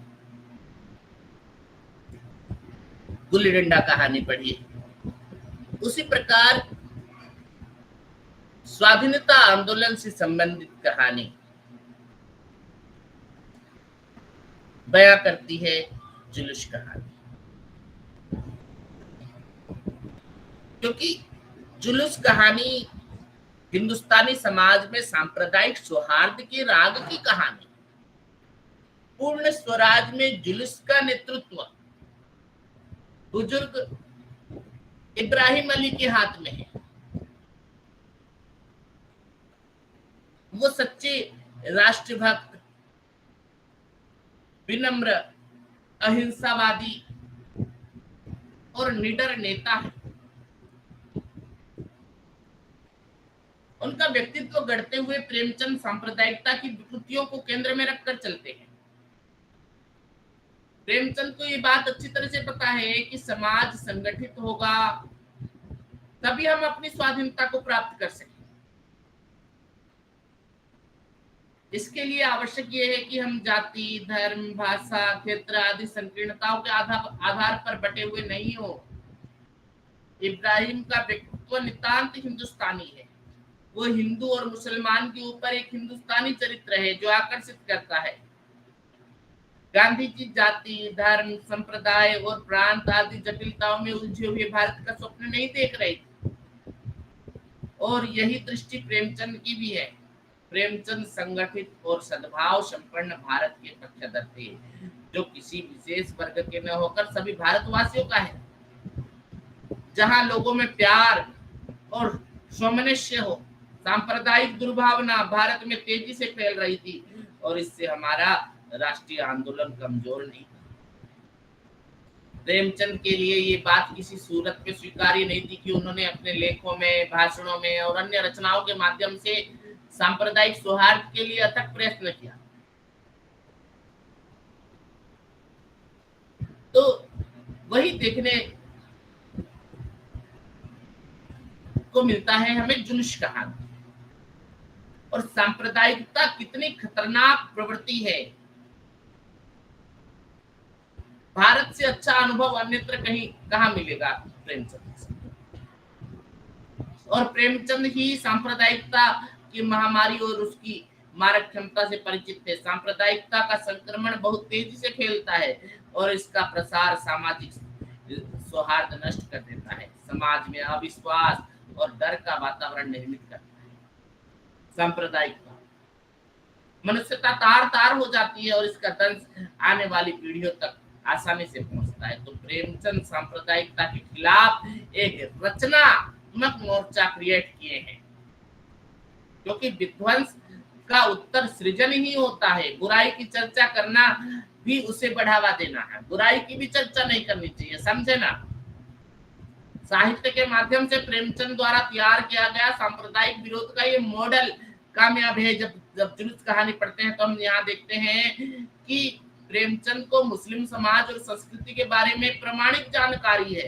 हिंदी में उनके जैसा कोई दूसरा रचनाकार नहीं दिखाई पड़ता जो समान अधिकार से हिंदू और इस्लामी संस्कृति और समाज को जानता हो और जो अपने लेखन में इस्तेमाल करता हो। तो प्रेमचंद ही सांप्रदायिक सद्भाव का कथाकार है। जुलूस कहानी में उनकी इस दृष्टि का जागृत प्रमाण है कि एक मुसलमान राष्ट्रभक्त वसीयत में अपने अंतिम संस्कार की शर्त में अपने शरीर को गंगा जल से स्नान कराने के बाद दफन किए जाने की बात लिखता है। ये एक किस्म के रेडिकल स्टैंड है। प्रेमचंद लिखते हैं कि उन्होंने मरते समय वसीयत की थी कि मेरी लाश को गंगा में नहलाकर दफन किया जाए और मेरे मजार पर स्वराज का झंडा खड़ा किया जाए।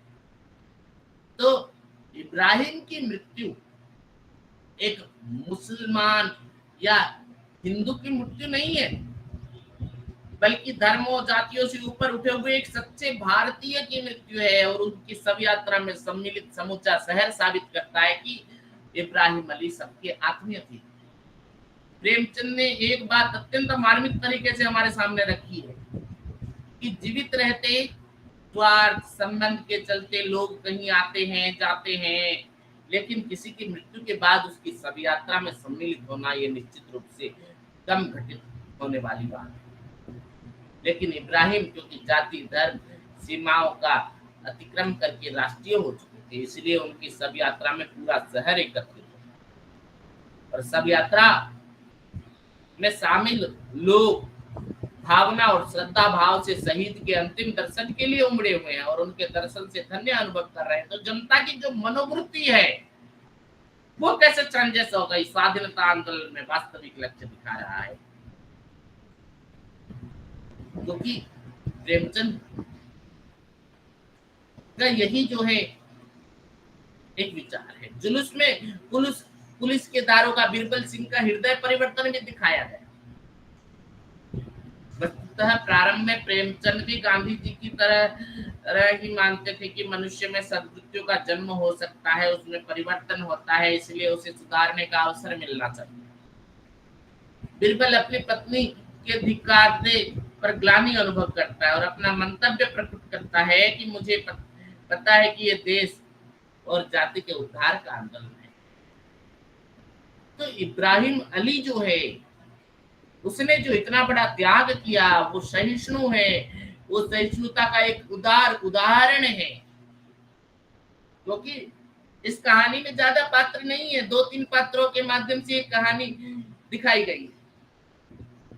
उनकी कहानी का कोई भी पात्र अनावश्यक नहीं है, चाहे वो कोई भी कहानी हो, बूढ़ी काकी हो, ठाकुर का कुआं हो या फिर नमक का दारोगा हो। कहानियों में पात्र योजना बड़ी सुचारू ढंग से, जुलूस में थोड़े से पात्र हैं और वो कथा की दृष्टि से अपरिहार्य है। इब्राहिम अली कहानी का सबसे इंपॉर्टेंट पात्र है, उसका व्यक्तित्व प्रेमचंद ने बनाया है। वो शांति अहिंसा जैसे ऊंचे नैतिक मानदंडों पर विश्वास करता है, उसके व्यक्तित्व में दृढ़ता है। एक बार जुलूस आगे ले जाने का निर्णय करने के बाद इब्राहिम पीछे मुड़कर नहीं देखता है, चाहे पुलिस कैसा भी दमन चक्र क्यों न चलाए। पुलिस की लाठी से गंभीर चोट खाकर मरता है, लेकिन उसके मुंह से अपनी चोट के बारे में कोई बात सुनाई नहीं पड़ती। वो कष्ट सहिष्णु, त्यागी, अहिंसा सेवी, सच्चा देशभक्त है। उसके अंदर गहरा आत्मिक तेज है, वो सांप्रदायिक सौहार्द का हाथी है। इब्राहिम अपने निजी स्वार्थों से ऊपर उठा हुआ है। कहानी के अंत में प्रेमचंद संकेत करते हैं कि उसके परिवार में उसकी पत्नी ही है, लेकिन एक बार भी वो ये नहीं सोचता है कि उसके बाद उसकी पत्नी की देखरेख कौन करेगा। और आज तो स्थिति ये है कि जमींदार पदों पर बैठे हुए लोग पीढ़ियों तक का इंतजाम कर जाने के नाजायज चिंता कर रहे हैं। आज भी यही स्थिति है कि लोग अपने बच्चों के लिए, अपने आने वाली पीढ़ी के लिए कितना कुछ कर रहे हैं। ऐसे में उनका त्याग प्रभावित करता है। ये कहा जा सकता है कि इब्राहिम अली का जो व्यक्तित्व प्रेमचंद ने जो गढ़ा है और गांधी जी के व्यक्तित्व को सामने रखते हैं। गांधी जी के व्यक्तित्व की खूबियों से प्रेमचंद बहुत प्रभावित थे, क्योंकि रंगभूमि उपन्यास जो है वो उसका पात्र सूरदास भी ऐसा ही उदात्त चरित्र है। तो इब्राहिम अली के चरित्र के माध्यम से देश का नेतृत्व करने वाले व्यक्ति के चरित्र की खूबियों को उजागर कर रहे हैं और ये बताना चाह रहे हैं कि इस देश का नेता वही होगा जिसके अंदर त्याग होगा, जो ऊंचे नैतिक मूल्य वाला होगा, और इस देश का नेता वही होगा जो धर्मों से ऊपर उठा हुआ होगा, जाति से ऊपर उठा हुआ होगा, जो राष्ट्रीय स्वीकृति वाला होगा, जैसा कि गांधी जी ने अपने आचरण और सिद्धांतों के द्वारा दर्शाया। जुलूस कहानी में इब्राहिम अली अपने चारित्रिक दृढ़ता से मरणोपरांत भी राष्ट्रीय आंदोलन के सारे शहर के लोगों को शामिल करके उनकी मनोवृत्ति में परिवर्तन करने में सफल हुआ है। मृत्यु के बाद पूरे शहर को उनके प्रति प्रकट आदर भाव है। उनके मरने का समाचार फैलते ही, कहानी के आधार पर उनके मरने का समाचार फैलते ही सारे शहर पर मातम का पर्दा सा गिर पड़ता है। जो सुनता है एक बार चौंक पड़ता है, जैसे उसे गोली लग गई हो। तुरंत उनके दर्शनों के लिए भागता है। सारा बाजार बंद हो गया। इक्के और तांगे का कहीं पता नहीं था, जैसे शहर लुट गया हो। देखते देखते सारा शहर उमड़ पड़ा। जिस वक्त जनाजा उठा, लाख सवा लाख आदमी थे। कोई आंख ऐसी नहीं थी जो उनके आंसुओं से लाल न हो। तो इब्राहिम का चरित्र देखो, शुद्ध अर्थ में राष्ट्रीय चरित्र। ऐसी ही एक चरित्र है मिठन बाई, जो जुलूस की नारी पात्रा है। मिठन बाई दारोगा बिरबल सिंह की पत्नी है और प्रमुख स्त्री पात्र है। अगर इसके माध्यम से लेखक क्या दिखाना चाहते हैं, यही कि जो भारतीय स्वाधीनता संघर्ष में नारी स्वर क्या है। भारत की स्त्रियां स्वाधीनता संघर्ष में मुखर थी। वे संकोच छोड़कर आंदोलन में सक्रिय थी। इसके लिए उन्हें काफी त्याग भी करना पड़ा। मिठन बाई भी ऐसी एक निडर, कट्टर, राष्ट्रप्रेमी, स्वावलंबी स्त्री है। कहानी में उसका एक अलग व्यक्तित्व है। वो अपने पति की परछाई ही नहीं, बल्कि पति के गलत कामों के प्रतिकार का साहस करने वाली स्त्री है। प्रेमचंद की खूबी यह है कि स्त्री पात्रों को अत्यंत सजग भाव से निर्मित करते हैं। वो उनको चित्रित करते हुए ध्यान में रखते हैं लेखक कि उनके साहित्य में तेजस्विनी स्त्रियों की प्रचुरता है। विलक्षण बात यह है कि स्त्री पात्र समाज के चाहे किसी भी स्तर से क्यों न हो, अपना एक स्वतंत्र व्यक्तित्व होती है। सही और गलत का हिसाब जानती होंगी, उच्च आदर्शों से प्रेरित होंगी।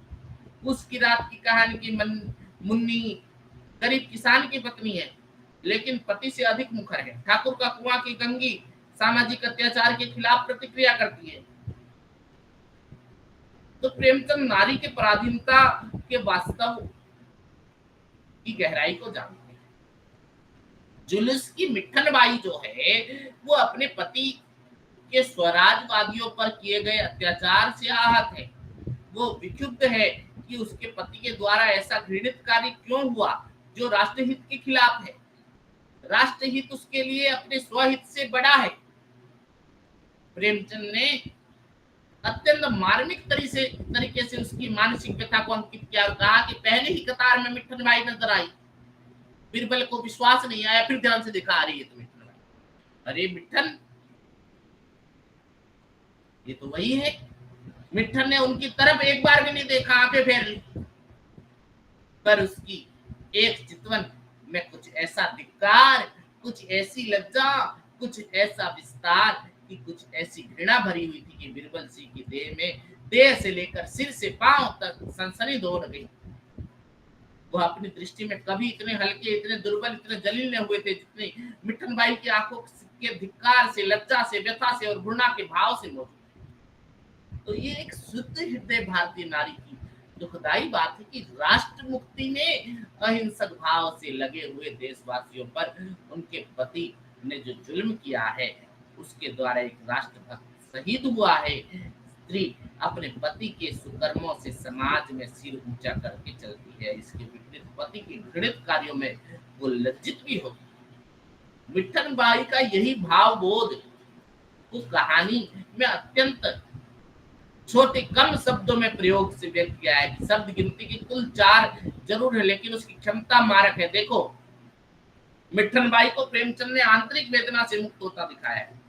कहानी के अंत में जब बिरबल सिंह प्रायश्चित के लिए इब्राहिम अली के घर उसकी विधवा स्त्री की से मिलने जाता है, वहां मिठन बाई भी जाती है और उससे पूछती है कि तुम यहाँ कैसे आए, कैसे आए यहाँ।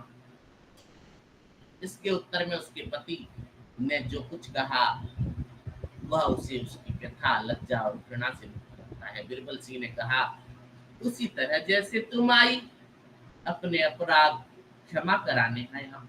मिठन के गोरे मुखड़े पर आज गर्व है, उल्लास और प्रेम की जो उज्जवल विभूति नजर आई वो अकथन। ऐसा जान पड़ा मानो उसके जन्म जन्मांतर का क्लेश मिट गया और चिंता और माया के बंधनों से मुक्त हो गई। स्मरण कीजिए मिट्ठन बाई के पूर्व प्रतिक्रिया, जिसमें वो लज्जा थी, शर्म आ रही थी, व्यथा थी, घृणा से भरी हुई वो नजर, और आज वो जब माफी मांगने आया है तो घृणा की जगह प्रेम, पति के प्रायश्चित से वह मानसिक द्वंद से मुक्त हो जाती है, मानो उसके सिर का बोझ उतर गया। मिट्ठन का व्यक्तित्व स्वावलंब की चेतना समता है। जब वो अपने पति का घर छोड़ने के जद्दोजहद में है तो अपने भविष्य की चिंता सताती है। इसी प्रसंग में वह स्वनिर्भर रहने का संकल्प करती है। प्रेमचंद स्वयं जानते हैं कि स्त्री की वास्तविक आजादी आर्थिक आजादी है। तभी तो उन्होंने मिट्ठन बाई के मुख से कहलाया कि नहीं, मैं किसी की आश्रित नहीं बनूंगी। क्या मैं अपना गुजर बसर भी नहीं कमा सकती क्या? मिट्ठन बाई के चरित्र के माध्यम से प्रेमचंद स्वाधीनता आंदोलन को स्त्री मुक्ति का स्वर प्रदान। जुलूस कहानी का शिल्प कौशल भी बड़ा ही सुदृढ़ है और किस तरह से प्रेमचंद ने यहाँ पर विभिन्न प्रकार से व्यंग, उपमा विधान, हल्के फुल्के हास्य योजना को देते हुए एक बोझिल होने से बचाती है हमें ये कहानी। तो जुलूस कहानी में हम देखते हैं कि ये कहानी जो है भारतीय स्वाधीनता आंदोलन की पृष्ठभूमि पर लिखी गई कहानी और भारतीय समाज में व्याप्त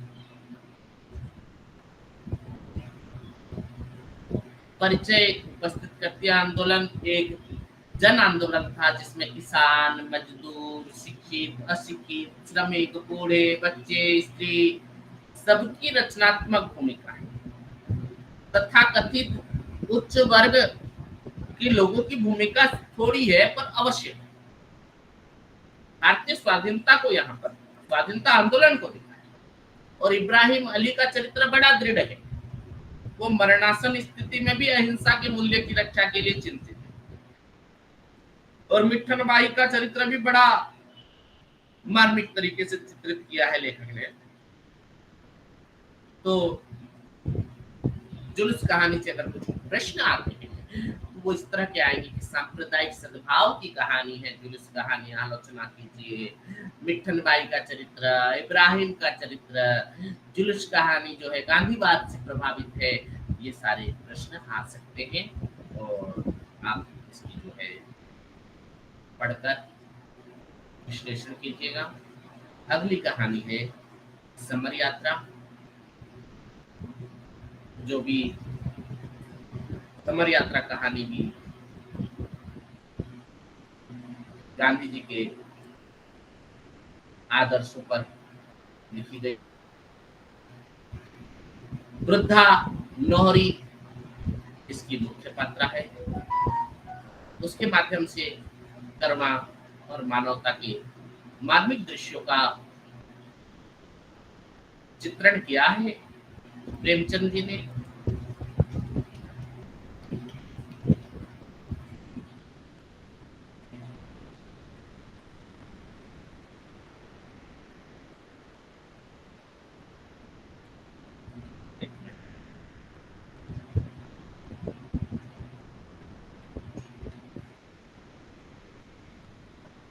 तो समर यात्रा कहानी में यही बताया गया कि एक जगह सत्याग्रहियों का नायक कहता है कि अपना काम करना और अपनी दशा पर संतोष रखना यह आदर्श है,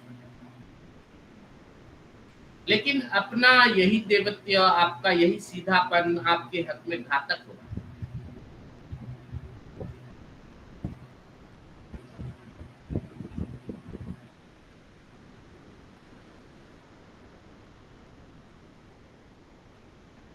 तो समर यात्रा मुंशी प्रेमचंद द्वारा लिखित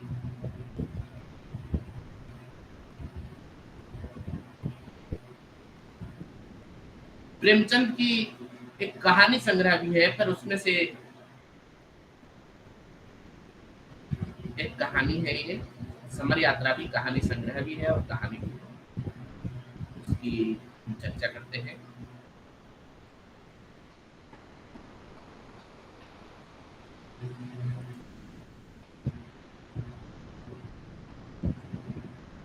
समर यात्रा कहानी के कथानक के माध्यम से लेखक यथार्थ के धरातल पर निर्मित देश की स्वतंत्रता की समस्या को सुलझाने की दिशा का सार्थक प्रयास किया है।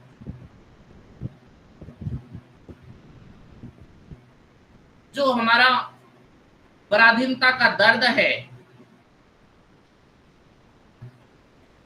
उसकी गहराई से, उसको आप गहराई से समझ सकेंगे इस कहानी में आदर्श उपदेश का मिश्रण है। एक अनाम गांव की ऐसी सुबह का चित्रण से कहानी का आरंभ होता है, जिसमें कच्ची झोपड़ियां हंसती हुई जान पड़ती है, क्योंकि गांव में सत्याग्रहियों का जत्था जो आने वाला था। 75 वर्षीय विधवा महिला नोहरी इस कहानी का केंद्रीय चरित्र है, जो कभी संपन्न और भरे पूरे परिवार वाली थी, परंतु अब वह विपन्न और नितांत अकेली है। दूसरी ओर कोदई चौधरी के दिन वह बहु चुके हैं, इसलिए अब नोहरी की जगह कोदियों की पूछे। कोदई द्वारा जलसे में आमंत्रित किया जाना भी नोहरी को दंश देता है। तो स्वराज प्रेमी खद्दरधारी गोमी तराना गाते यात्रियों का दल जो है गांव पहुंचता है। गांव वालों के साथ साथ नोहरी की राष्ट्रीय चेतना में भाव भवित उठती है। सत्याग्रहियों के दल में अनाम नायक द्वारा कई गांव की जमा भीड़ को देश में तत्कालीन दशा और देशवासियों की दुर्दशा के कारणों पर प्रकाश डाला जाता है। नायक के उपदेश का प्रभाव ग्रामीणों पर पड़ता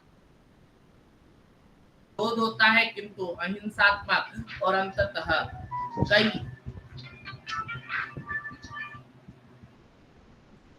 चौधरी को गिरफ्तार करने में पुलिस सफल हो जाती है। पुलिस के जाने के उपरांत सत्याग्रह हेतु 5 लोग सत्याग्रहियों के दल में शामिल हो जाते हैं। कोदई चौधरी के दोनों पुत्रों मेकू और गंगा में सत्याग्रहियों के दल में शामिल होने की होड़ लग जाती है। तब दोनों नोहरी से निर्णय की मांग करते हैं। अपना निर्णय कोदई के छोटे पुत्र गंगा के पक्ष में देती है। नाटकीय मोड़ कब आता है जब नोहरी भी घर बार और गांव छोड़कर सत्याग्रहियों के साथ चल पड़े। तो राष्ट्रीयता की भावना को जगाकर कहानी समाप्त होती है। देश प्रेम की दृष्टि से ये कहानी सदैव प्रासंगिक बनी रहेगी। तो कहानी कला की दृष्टि से ये कहानी बहुत ही प्रभावित है। समर यात्रा के साथ प्रेमचंद की कहानी कला इतनी गहराई क्योंकि प्रेमचंद स्वयं स्वतंत्रता आंदोलन से जुड़े हुए। समर यात्रा कहानी का जो शीर्षक दिया गया वो एक सटीक शीर्षक है, क्योंकि सत्याग्रह का मार्ग सरल नहीं है। सत्याग्रह एक प्रकार का समर ही है, अर्थात संघर्ष। अहिंसा के रास्ते पर चलते हुए देश को स्वतंत्र करवाने का बीड़ा उठाने सबके बस की बात नहीं है। और ग्रामीण लोग सत्याग्रहियों से प्रभावित होकर देश के प्रति अपना दायित्व को पहचान कर उनके साथ चल पड़ते हैं, जिसमें 75 साल की बुढ़िया ने अपना सब कुछ छोड़कर सत्याग्रहियों के साथ हो लेती है। बस इतनी सी छोटी सी स्टोरी के माध्यम से प्रेमचंद की जो सर्जना कला है वो अच्छी खासी कहानी बना देती है समर यात्रा कहानी। तो कहानी में कथोपकथन भी उस तरह से दिखाया गया है। संवाद शिल्प की दृष्टि से भी बड़ी ही बखूबी है। कहानी आदि से अंत तक अंतर्द्वंद बना हुआ है। कहानी में महात्मा गांधी और उनके सत्याग्रह का प्रभाव भी पड़ा है। कहानी में जिस प्रकार हम देखते हैं कि समाज पर पड़ता है, स्वाधीनता आंदोलन का एक सजीव दस्तावेज है कहानी समर यात्रा। तो जो नोहरी है कथा की नायिका, मैंने कहा कि नारी पात्रों को प्रेमचंद ने अलग ढंग से ही दिखा। समर यात्रा की नायिका जो नोहरी है वो 75 साल की, अपने परिवार में अकेली बची हुई है, विपन्नावस्था है। हमारे आसपास और चारों ओर के सामाजिक परिवेश में अनेक ऐसी स्त्रियां मिल जाएंगी, किंतु ऐसी कम बूढ़ी मिलेगी जिसमें जीवट बचा। नोहरी की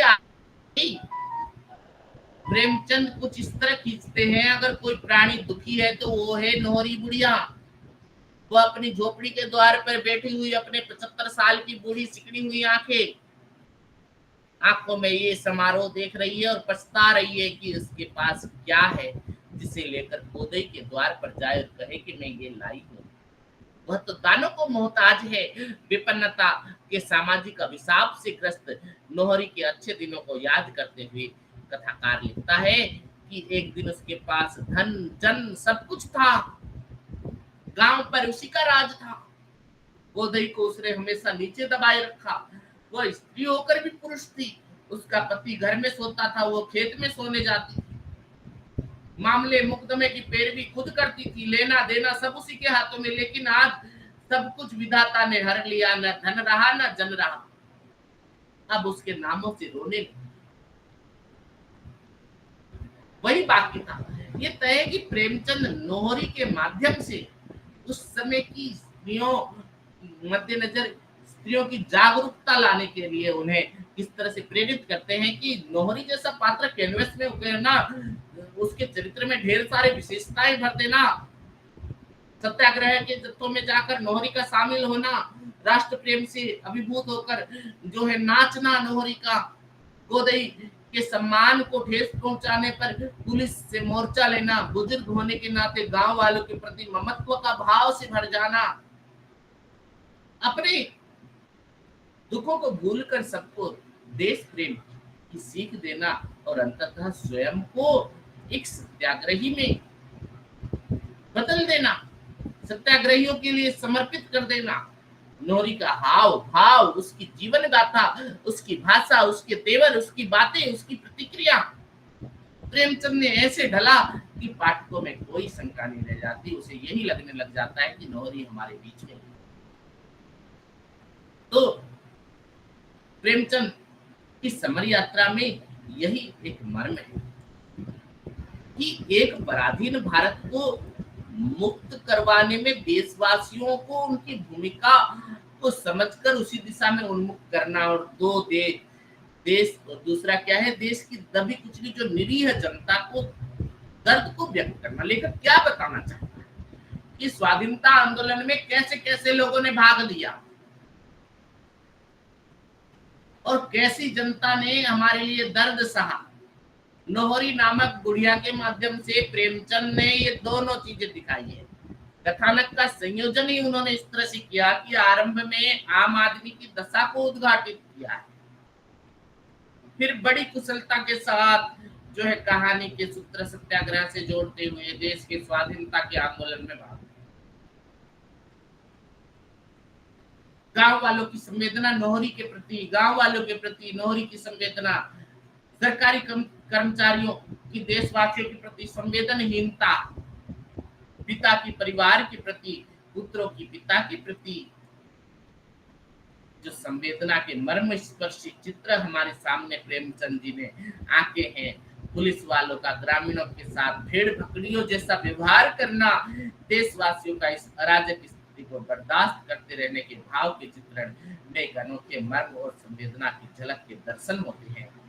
और यह ऐसी संवेदना है जो भारतवासियों को सचेत कर स्वाधीन होकर स्वतंत्रता का आस्वादन करने की प्रेरणा उनमें भरती है। तो समर यात्रा देश प्रेम और राष्ट्रीय चेतना का परिदर्श है। ये कहानी ऐसी ही है जो अंग्रेजी शासन के अमले के प्रति घृणा का भाव हमें रखते हुए भी अंग्रेजी राज के खिलाफत की सीख इस कहानी से हमें। इस कहानी में देश प्रेम और राष्ट्रीय चेतना का परिदर्श हुआ है। तो प्रेमचंद की समर यात्रा कहानी एक सफल कहानी तो है ही, एक सफल शिल्प पर भी आधारित कहानी है। ये कहानी देश की तत्कालीन सबसे बड़ी समस्या, ज्वलंत समस्या को रेखांकित करती है और उसके लिए निदान कि देश में ठोस व सार्थक कदम उठाती है। वृद्धाएं, नारी, पुरुष सभी देश के लिए अपना कुछ न कुछ योगदान अवश्य दे सकते हैं। यदि हमारी सोच पॉजिटिव हुई, सकारात्मक हुई, तो वृद्धावस्था हमारी कोई व्यवस्था नहीं, बल्कि अपने अनुभव रूपी हीरे से आगे आने वाली पीढ़ी, समाज और देश को हम समृद्ध कर सकते हैं। कहानी में आलोच्य कहानी समर यात्रा में एक बूढ़ी को नायिका बनाकर देशवासी, विशेषकर युवाओं को प्रेरणा देने का नेक काम किया है प्रेमचंद। गांव में सत्याग्रहियों का आगमन, अनेक गांव के लोगों का एकत्र होना, सत्याग्रह और स्वराज के बारे में जानना, पुलिस और अत्याचारियों से भयमुक्त होकर हिम्मत के साथ प्रतिरोध करने का तरीका जानना, देश की सेवा के लिए त्याग व समर्पण की भाव पैदा करना और अंततः नए स्वयंसेवकों के साथ नौहरी का सत्याग्रहियों के साथ गांव छोड़कर चला जाना, यह यात्रा है। यही समर यात्रा कहानी का सार है। अनेक प्रविधियों के ताने बाने के साथ काल्पनिक चित्रण, चाहे यथार्थ भाषा हो, सूत्र वाक्य, व्यंग, सादृश्यों के अलावा उपमानों के माध्यम से संवेदना शिल्प के सहारे कहानी का विस्तार करते हुए प्रेमचंद देश की स्वतंत्रता की अनिवार्यता को रेखांकित करते हुए नारी से संबंधित दृष्टि की इस कहानी में निरूपित करने में सफल हुए हैं। समर यात्रा का जो स्टोरी है, कथानक है, उसमें कुछ कमियों के बावजूद भी अपनी भाषिक प्रौढ़ता और विविध शब्दावलियों के आधार पर प्रेमचंद मर्म और संवेदना के सार्थक चित्र खींचते हैं और इस कहानी को एक प्रतिदर्श के रूप में स्थापित किया है। तो कहानी समर यात्रा समाप्त हुई। इस कहानी में से अगर कुछ प्रश्न आएंगे तो नौहरी का चरित्र चित्रण आ सकता है, समर यात्रा कहानी कला के आधार पर प्रस्तुत कीजिए, कहानी आ सकती है। तो आज का ये जो खंड था MHD 10 का तीसरा खंड, कल जो है MHD 10 की आखिरी क्लास रहेगी। MHD 10 का चतुर्थ खंड पढ़ाया जाएगा, उसके अंतर्गत हम कई कहानियों की चर्चा करेंगे। आप लोग जो है कल 4 बजे तैयार रहिएगा। कल की कहानी जो है बड़ी इंटरेस्टिंग कहानियां हैं। सुजान भगत कहानी, 2 बेलों की कथा, सवा शेर गेहूं, सतगति कहानी और कफन कहानी, ये बड़ी ही इम्पोर्टेंट कहानियां हैं। इसको जो है आपको ध्यान में रखना होगा और इसके आधार पर जो है हम कल की क्लास करेंगे। आज जो मैंने पढ़ाया आप लोगों को समझ में आया? अगर किसी को कुछ डाउट हो तो आप मुझसे शंका का समाधान कर सकते हो। मेरी आवाज क्लियर आ रही थी क्लास के दौरान या किसी प्रकार की दिक्कत हो रही थी? तो आप बता। नहीं सर, क्लियर आ रही थी। यस सर, बहुत जी अच्छा निखत आवाज जी था बोलिए। सर, स्पष्ट था। सर मैं पूछ रही हूँ कि इस पेपर 50 मार्क्स का आएगा क्या एग्जाम में? हाँ जी, 50 मार्क का आता है ये कहानी वाला पेपर, 50 मार्क का। पिछले वर्ष का क्वेश्चन आप वेबसाइट से देख सकते हैं, नहीं तो मैं कल टाइम हुआ तो कल आलोचना भी करूंगा। Sir sir. इसमें सभी क्वेश्चन क्या कंपलसरी रहते हैं? नहीं सभी नहीं, क्वेश्चन ऐसा करना सभी होता है? नहीं नहीं नहीं नहीं, कल क्वेश्चन के ऊपर मैं सर आपकी चिंता जो सर है कुछ अगर सिलेक्शन क्वेश्चन दे देते तो और भी आसान हो जाती। जैसे बीच बीच में तो मैं बताते रहता हूँ कौन सी कहानी से कौन कौन मतलब से। किस टाइम का सर, कहानी के अंदर किस टाइप का क्वेश्चन आएगा, ऐसे कुछ अगर दे देते तो।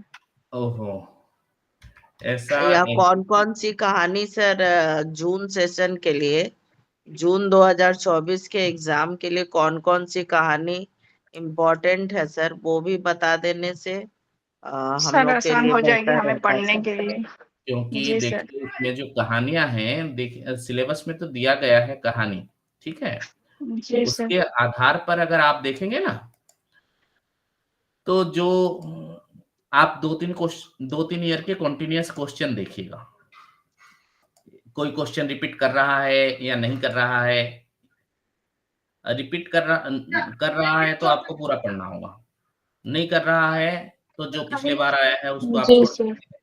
पर यूनिट वाइज पढ़ना सीखे आप जो है कौन कौन से यूनिट से क्वेश्चन आ रहा है। जैसे MSD 10 के अंतर्गत 4 खंड है हमारे, तो चारों खंडों में से क्वेश्चन आएगा। मान लीजिए एक खंड में 5 कहानी है, तो 5 कहानी में से 4 कहानी के क्वेश्चन तो आपको पूरी तरह से रेडी रखने होंगे, एक कहानी को आप छोड़ सकते हैं। पर अब मैं एग्जैक्ट कैसे बताऊं कि कौन सी कहानी से क्वेश्चन आएगा। इंपॉर्टेंट कहानियां जो है मैं बता दूंगा कल वाली क्लास में कौन कौन सी इंपॉर्टेंट है, पर आपको सारा पढ़ना होगा। कोई प्रॉब्लम वाली बात नहीं है, इजी इजी कहानी है।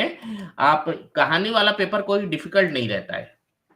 कहने का मतलब जो है, आप अगर हिंदी के स्टूडेंट्स हैं ना, तो कहानी बड़े इंटरेस्ट के साथ पढ़िए और इसकी समरी बस याद रखिए। आपको और कुछ नहीं करना है। प्रेमचंद की कहानी कला शुरू से लेकर लास्ट तक सभी में समान रहती है। जो भी मैं प्रेमचंद की कहानी है ना, कहानी कला का जो शिल्प है सभी का समान रहता है। और समस्या जो है, देखिए मैंने जो 5 समस्याएं पहले बताई थी, किसी में स्वाधीनता संबंधी समस्या है, किसी में दलित समस्या है, किसी में जो है मध्यम वर्गीय समस्या है, जमींदारी समस्या है, वो सब आप दिखाना है आप। और आप टेंशन मत लीजिए, एग्जाम के लिए जो है आपको सीरियल वाइज क्वेश्चन का आंसर करना और इधर उधर से लिखना नहीं है। आपको देखिए प्रेमचंद का विषय वस्तु सभी कहानियों में लिखना पड़ेगा, क्योंकि प्रेमचंद की है सारी कहानियां। ये पेपर तो प्रेमचंद का ही है, तो प्रेमचंद के बारे में तो जानना ही होगा। अगर मान लीजिए लॉन्ग क्वेश्चन आता है तो 2 मार्क्स तो आपको लेखक के परिचय में ही मिल जाएंगे। सभी कहानियों में वो तो समान रहेगा। और प्रति कहानी का कुछ न कुछ उद्देश्य रहता है, उस उद्देश्य को आप निष्कर्ष के रूप में कंक्लूजन लिखिएगा। और कल जो में है पेपर देख लूंगा किस तरह का पेपर आया हुआ है। पिछले बार 50 मार्क का क्वेश्चन आता है और कोई भी डिफिकल्ट नहीं है आपके लिए। आप जो है अगर सिलेक्टिव पढ़ के जाएंगे ना, आप लोगों के लिए ही प्रॉब्लम होगा, क्योंकि अगर जो सिलेक्टिव पढ़ कर जाएंगे अगर वो नहीं आया तो फिर क्या करेंगे। हालांकि ऐसा कर सकती हैं आप, एक को थोड़ा अच्छे से पढ़ सकती हैं, एक को थोड़ा जो है एक डीपली पढ़ेंगी तो एक थोड़ा इसी तरह से रीडिंग मार कर जा सकती है। समझ रही है ना मेरी बात प्रभावती जी, निखत जी? Yes sir. हाँ, थोड़ी ये कोशिश कीजिएगा। हाँ, पूरा तो हम नहीं छोड़ सकते पाठ्यक्रम में कोई भी टॉपिक, एक आधी कहानी अगर छोड़ सकते हैं तो वो चलेगा, परंतु पूरा छोड़ देंगे ना तो नहीं होगा। अब क्वेश्चन बनाने वाले कैसे क्वेश्चन बनाएंगे वो भी नहीं पता हमको, वो लोग कहाँ से कैसे बनाएंगे। इसीलिए आप थोड़ा लिखने की जो कला है वो सीखिए। कोई भी जो है एग्जामिनर मूल्यांकन करता जो है वो मार्क्स काटना नहीं चाहता है जल्दी से। आप अगर सही ढंग से, मान लीजिए क्वेश्चन नंबर 1 है, पहले तो 1 ही लिखिएगा। ऐसा नहीं कि पहले मेरे को 4 आता है तो 4 लिख दूं, फिर 3 करूंगी, फिर 2 करूंगी, आधा यहाँ कर दी आधा वहां कर दी। इसमें क्या है कि एग्जामिनर परेशान हो जाता है। सीरियली कीजिएगा, अक्षर थोड़े सुधार कीजिएगा, अक्षरों में अक्षर अगर गलत होता है ज्यादा काट छाट मत कीजिएगा।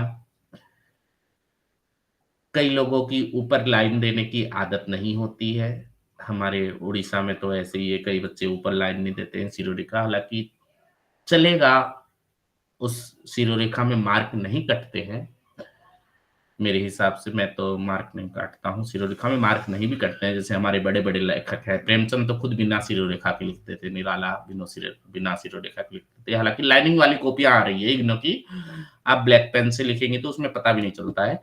लाइन के ऊपर से लिखना सीखा करिए। कई बच्चे क्या करते हैं, जो बच्चे हमारे उड़ीसा के हैं ना, वो नीचे से लिखते हैं, इंग्लिश जैसे लिखते हैं वैसे लिखते हैं। ठीक है, तो और कोई समस्या है? सर आप उड़ीसा से कहाँ से हैं? मैं बरगढ़ से हूँ। मैं बरगढ़ उड़ीसा से। तो कोई भी समस्या हो, मैं आपकी समस्या का समाधान करना चाहूंगा।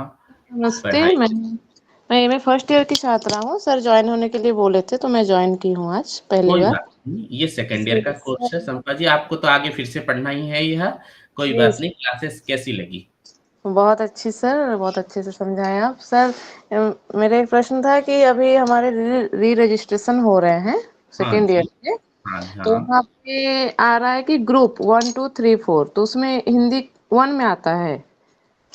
नहीं, वो ग्रुपिंग तो अलग है। वो ग्रुप 1 2 3 4 यानी आपने सीजन कौन से सेशन में आपने एडमिशन किया है, उस हिसाब से है। जुलाई वो जुलाई सेशन है मेरा। 2 सेशन रहता है ना, उसके आधार पर। आप कौन से स्टडी सेंटर से हैं? मैं आरसी और मेरा स्टडी सेंटर राउरकेला है।